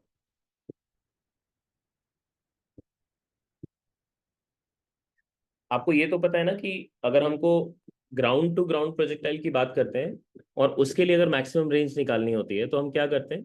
45 डिग्री पे फेंकते हैं, फेंकते नहीं? Yes sir. बट मान लो कि अगर एक फिक्स्ड हाइट से हम फेंक रहे हैं और वहां से हम ग्राउंड पे फेंक के मैक्सिमम रेंज लाना चाहते हैं, तब भी क्या हम 45 डिग्री पे फेंकेंगे? 45 डिग्री के सर इंक्लिनेशन पे फेंकने पे रेंज जो मैक्सिमम आती है, that is true only for a ground to ground projectile and not for a projectile projected from a height. अब ये बात को ही हम यहाँ पे प्रूव करने वाले, विल प्रूव दैट। और इसका एंड रिजल्ट बहुत अच्छा है, वो याद रखना भी आसान है। सपोजली हमने यहाँ से एक ऑब्जेक्ट को फेंका है टॉप मोस्ट पॉइंट से, इसको यू से फेंका है, कितने एंगल पे फेंकना है ये मुझे नहीं पता, we do not know this for the timing, we do not know this, theta पे फेंका है, ठीक है? Theta is variable, we do not know that. अब यहाँ से ये पाथ फॉलो करता है, एक पैराबोलिक पाथ, और फाइनली आके यहाँ पे कहीं लैंड कर जाता है, मान लेते हैं। So this is the point of landing and we want to know कि ये भाई इसमें मुझे ये मैक्सिमम रेंज अगर चाहिए, ये डिस्टेंस मुझे मैक्सिमम चाहिए, तो इसके लिए क्या कंडीशन होनी चाहिए? We need R max. जब ये फाइनली जमीन पे पहुंच चुका होगा, जमीन पे पहुंच चुका होगा, तब इसकी डायरेक्शन ऑफ मोशन जो होगी वो कुछ ऐसी वेलोसिटी वी बना रही होगी, ठीक है? अगर ये हाइट हमें दिया हुआ है, if this height is given to us, let us call this height as small h, ठीक है? This is height of building या हाइट ऑफ माउंटेन, जो भी है। अगर ये हाइट फिक्स्ड है और ये स्पीड ऑफ प्रोजेक्शन फिक्स्ड है, speed naught angle of projection but speed, speed fixed है, हाइट फिक्स्ड है, तो क्या ये मैग्नीट्यूड ऑफ फाइनल वेलोसिटी भी फिक्स हो गया? Yes sir. वही नहीं हुआ, हाँ सर। राइट? हम एक चीज तो श्योर होकर लिख सकते हैं कि v square will be equal to u square plus 2gh। This is independent of theta, right? है ना? Yes sir. ये हमने क्लास में भी प्रूव किया हुआ रेगुलर क्लासेस में, आई होप आप सबको याद हो ये चीज। तो ये हमारा पहला इक्वेशन है जो हमारे बहुत काम का है। अब एक चीज नोटिस करो, आपको याद है मैंने आपको एक चीज और भी समझाई थी कि जो इक्वेशंस ऑफ यूनिफॉर्म एक्सेलरेशन होते हैं, अगर उसको वेक्टोरियली लिखा जाए तो 2 डायमेंशन के लिए भी यूज कर सकते हैं। आपको याद है जहां पे मैंने ये प्रूव किया था s is equal to ut plus half at square को, वो उसको वैसे भी दिखाया था कि अगर ऐसा एक पाथ है तो यहाँ पे ऐसे फेंका आपने, तो ये इस पर्टिकुलर डायरेक्शन में अगर जा रहा है, इसमें हाफ जी टी स्क्वायर का फॉल होता है और ये यूटी हो गया, तो ये वाली उसकी पोजीशन हो जाती है जो कि आपकी u vector into t plus half of g vector into t square हो जाता है। याद है आपको ये? यस याद सर। है आप सबको? Yes sir. अगर इसी कंसेप्ट को यूज करें तो क्या मैं ऐसा लिख सकता हूं कि फाइनल वेलोसिटी जो होगी that will be equal to u vector plus g vector into t, ऐसा लिख सकते हैं क्या? लिख सकते हैं? हाँ सर। अब कोई गधा होगा जो उसको ऐसे लिखेगा v equal to u plus g t. क्या ये लिखना और ये लिखना सेम है? नहीं सर। No sir. नहीं सर। आप सबको ये बात समझ आनी चाहिए कि these two are not the same equation, क्योंकि v एक अलग डायरेक्शन का है, u अलग डायरेक्शन का और g भी अलग डायरेक्शन का है। बट कोई अगर ऐसे लिखता है तो वो क्या कर रहा है? सबको सेम ही डायरेक्शन में मान रहा है ना? मेधाश्री, आप सुनाई दे रहा है आपको ये बात? हाँ, ये गलतियां दोबारा नहीं करना है, ठीक है? आप कहाँ पे वो वेक्टर्स डाल रहे हैं, कहाँ पे वेक्टर नहीं डाल रहे सिंबल, इस चीज का थोड़ा समझ के करिएगा। अब इसको थोड़ा सा अगर वेक्टोरियली समझने की कोशिश करें इस डायग्राम को, इस इक्वेशन को, तो इस इक्वेशन को ऐसे भी सोच सकते हैं कि अगर हम मान लेते हैं हमने ये u लिया था, this was initial velocity u, जो कि हॉरिजॉन्टल से थीटा एंगल पे था, ठीक है, this was at angle theta. इसमें हमने gt को वेक्टोरियली ऐड किया है, वी एडेड gt वेक्टोरियली, ये सोचो gt है, और फिर इसमें हमें इनिशियल के टेल से फाइनल के हेड पे एक लाइन कनेक्ट कर दें, तो हमें देखो ये फाइनल वेलोसिटी भी मिल जाएगा। मिलेगा क्या? देखो तो आपको ये डायग्राम समझ आ रहा है? हाँ समझ आ रही है आप सबको ये डायग्राम? हाँ सर। Okay, very good. अब एक इंटरेस्टिंग चीज नोटिस करो, अगर ये वाली लेंथ अगर मुझे निकालनी है इस डायग्राम में, can we say that this is u cos theta? कह सकते हैं? Yes sir. क्या इसको ये बोला जा सकता है कि ये रेंज बाय टाइम होगा? कह सकते हैं क्या? Yes sir. आई होप सबको ये बात समझ आ रही है, समझ आ रही है? Yes sir. Sir. अब थोड़ा सा सोच के बताओ कि इस ट्रायंगल का एरिया आप कैसे लिखोगे, बताओ, how do you find out the area of this triangle? कैसे फाइंड हाफ करोगे? Into GT GT into R into by area of triangle निकाल रहे हैं, ठीक है, this will be half into base which is gt and multiplied by height which is u cos theta, और u cos theta की जगह हम डाल देते हैं यहाँ पे ये r बाई t होगा। सही लिखा है क्या मैंने? सही लिखा है? Yes, sir. Can this also be written as u cross v divided by 2? लिख सकते हैं यस क्या? सर। Yes sir. आपको याद है एक दो वेक्टर्स को लेके अगर आप एक पैरेललोग्राम बनाते हैं तो उस पैरेललोग्राम का एरिया निकालने का तरीका है क्रॉस प्रोडक्ट, रिमेंबर? हाँ सर। यहाँ पे तो हाफ ऑफ पैरेललोग्राम ही है ना, ट्रायंगल मतलब क्या है, हाफ ऑफ पैरेललोग्राम है, राइट? Yes sir. इंटरेस्टिंग चीज देखो, ये टी टी गया और यहाँ से 2 2 भी गया, आपको रेंज की वैल्यू क्या दिख रही है? This is mod of u cross v divided by g, दिख रही है? आपके पास ऑलरेडी कंडीशन आ चुका है। ये रेंज का इन जनरल एक्सप्रेशन है, आपको ये याद रखनी चाहिए, रेंज का एक इन जनरल एक्सप्रेशन है, मतलब कोई भी केस में तुम सोचो, कोई भी केस हो, ये जो इक्वेशन है, ये जो इक्वेशन मैंने लिया है, ये जो इक्वेशन लिया है, ये जनरल किसी भी प्रोजेक्टाइल के लिए होल्ड करेगा ना? होल्ड करेगा नहीं?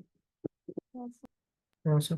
Yes right, sir. इसमें तो मैंने ये नहीं, इसमें देखो मैंने कहीं Yes, पे sir. भी ये कंडीशन को यूज नहीं किया है कि उसको मैंने एक हाइट से फेंका है या फिर जमीन से फेंका है, ये कंडीशन को कहीं यूज नहीं किया है, कहीं भी इस कंडीशन को यूज नहीं की गई है। इसका मतलब ये जो रेंज का एक्सप्रेशन है mod of u cross v by G, ये आप हर जगह यूज कर सकते हैं, हर जगह यूज कर सकते हैं, एवरीवेयर। बस अब आपको ये सोचना है कि भाई इसको रेंज को अगर मुझे मैक्सिमाइज करना है तो मुझे क्या कंडीशन लगानी पड़ेगी, ठीक है, what is the condition that we need to apply. एक चीज नोटिस करो आप, u और v इन दोनों का मैग्नीट्यूड फिक्स्ड है या नहीं? फिक्स्ड है। फिक्स्ड है। u का भी मैग्नीट्यूड फिक्स्ड है, v का भी मैग्नीट्यूड फिक्स्ड है। So what is the variable now in this expression? Angle between them. Angle between them, very good. तो इनके बीच में वेरिएबल कौन सी एंगल है? यहाँ पे इस डायग्राम में अगर मार्क करें तो ये एंगल को हम मार्क कर सकते हैं भाई कि ये वाली एंगल इन दोनों के बीच की वेरिएबल हो गई, फाई लिख दिया इसको। तो अब आपको समझ आ रही है कि अगर ये फाई 90 डिग्री होगा तभी आपका रेंज मैक्सिमम आएगा, आएगा यस नहीं? Yes sir. इसी को आप क्या लिख लोगे, u v into sine of phi divided by g, and since u v are fixed values, now as u comma v are fixed values लिख सकते हैं, कांस्टेंट लिखने का जरूरत नहीं, फिक्स्ड वैल्यूज है, fixed values for R max sine phi आपकी 1 होनी चाहिए, एंड देयरफॉर इससे एक इंपॉर्टेंट कंक्लूजन ये निकला कि u vector perpendicular to v vector होनी चाहिए। ये कंडीशन आप जरूर याद रखिए। ये अगर देखोगे तो ग्राउंड टू ग्राउंड प्रोजेक्टाइल के लिए भी यूज हुआ है। ग्राउंड टू ग्राउंड प्रोजेक्टाइल के लिए याद है आपको कितने एंगल पे फेंकते थे? कितने एंगल पे फेंकते थे याद है आपको? 45 पे। 45 डिग्री। तो जब 45 पे फेंकोगे, यहाँ भी तो 45 पे ही लैंड करता था, तो ये डायरेक्शन और ये डायरेक्शन क्या म्यूचुअली परपेंडिकुलर नहीं हुए, यस सर। राइट? तो ये एक्चुअली ये जो u और v परपेंडिकुलर होना चाहिए हर मैक्सिमम रेंज वाले कंडीशन में आपका होल्ड करता है। आई बात समझ में आप सभी को? ठीक है, हाँ तो सर। क्या आपको मैक्सिमम रेंज भी मिल गया? मिला ही नहीं मिला? हाँ सर। आरएमएस कितनी हो गई? u v बाई जी, और v तो आपको पता ही है, तो ये कितना हो गया? u into root under u square plus 2g into h divided by G. समझ आई सबको? Yes sir. ठीक है।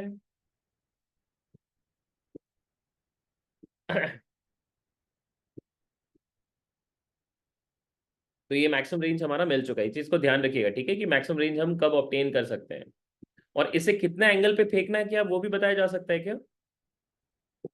बता सकते हैं? हमने ये पता कर लेना है ये एंगल थीटा है, तो क्या ये एंगल पता चल गया आपको? ये कितना होना चाहिए? 90 माइनस थीटा होना यस सर। चाहिए क्या? होना चाहिए नहीं होना चाहिए? हाँ सर। Yes sir. क्योंकि उसको u के साथ परपेंडिकुलर रहना है, रिमेंबर, है ना? तो अगर हॉरिजॉन्टल कंपोनेंट को हम इक्वेट कर दें तो हमें तो थीटा मिल ही जाएगा ना। ना हॉरिजॉन्टल कंपोनेंट को इक्वेट करो, तो अगर मैं ऐसा लिखूं कि u cos theta has to be equal to v sin theta, cos 90 minus theta मतलब ही sin थीटा हो गया, तो यहां से देखोगे तो tan थीटा की वैल्यू आपको मिल जा रही है, this is u by v, और v तो आपने ऑलरेडी निकाल रखा है, उसको सब्स्टिट्यूट कर दो, this is root under of u square plus 2gh हो जाएगा।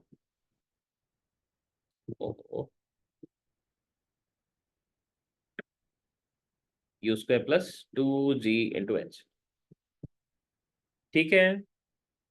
तो इस पर्टिकुलर एंगल पे आप फाइंड कर सकते हैं, मतलब फेंक फेंक के आप मैक्सिमम रेंज को निकाल सकते हैं। तो इंपॉर्टेंट बात जो आपने ध्यान रखनी है इसमें, वो दो तीन चीजें हैं जो ध्यान रखनी है। पहला चीज ये है कि रेंज इन जनरल किसी भी प्रोजेक्टाइल के लिए u क्रॉस v बाई जी से आप लिख सकते हैं, जहां पे u is the initial velocity, v is the final velocity, ठीक है, पॉइंट ऑफ लैंडिंग पे। और वो फाइनल वेलोसिटी का रिलेशन आपको बहुत इजीली पता है, v square equal to u square plus 2j से आप निकाल सकते हैं। दूसरा कंडीशन ये है अच्छा ये ध्यान रखना, ये रेंज आपका हॉरिजॉन्टल रेंज की बात कर रहे हैं, ठीक है, नॉट इंक्लाइन वगैरह। जो दूसरा कंडीशन है, दूसरा कंडीशन हमारे लिए क्या है? The second condition the second condition is कि जब भी आप मैक्सिमम रेंज चाहते हैं तो को इनिशियल वेलोसिटी फाइनल वेलोसिटी को म्यूचुअली परपेंडिकुलर रखना पड़ेगा, ये भी आपको याद रखनी है। और तीसरी चीज है कि एंगल कैसे फाइंड करते हैं, कितने एंगल पे फेंकना है, वो फाइंड करने के लिए आपको बस हॉरिजॉन्टल कंपोनेंट ऑफ वेलोसिटी को इक्वेट कर देना और कुछ काम नहीं करनी है, ठीक है? क्लियर है? हाँ यस। सर। Yes sir. ठीक है।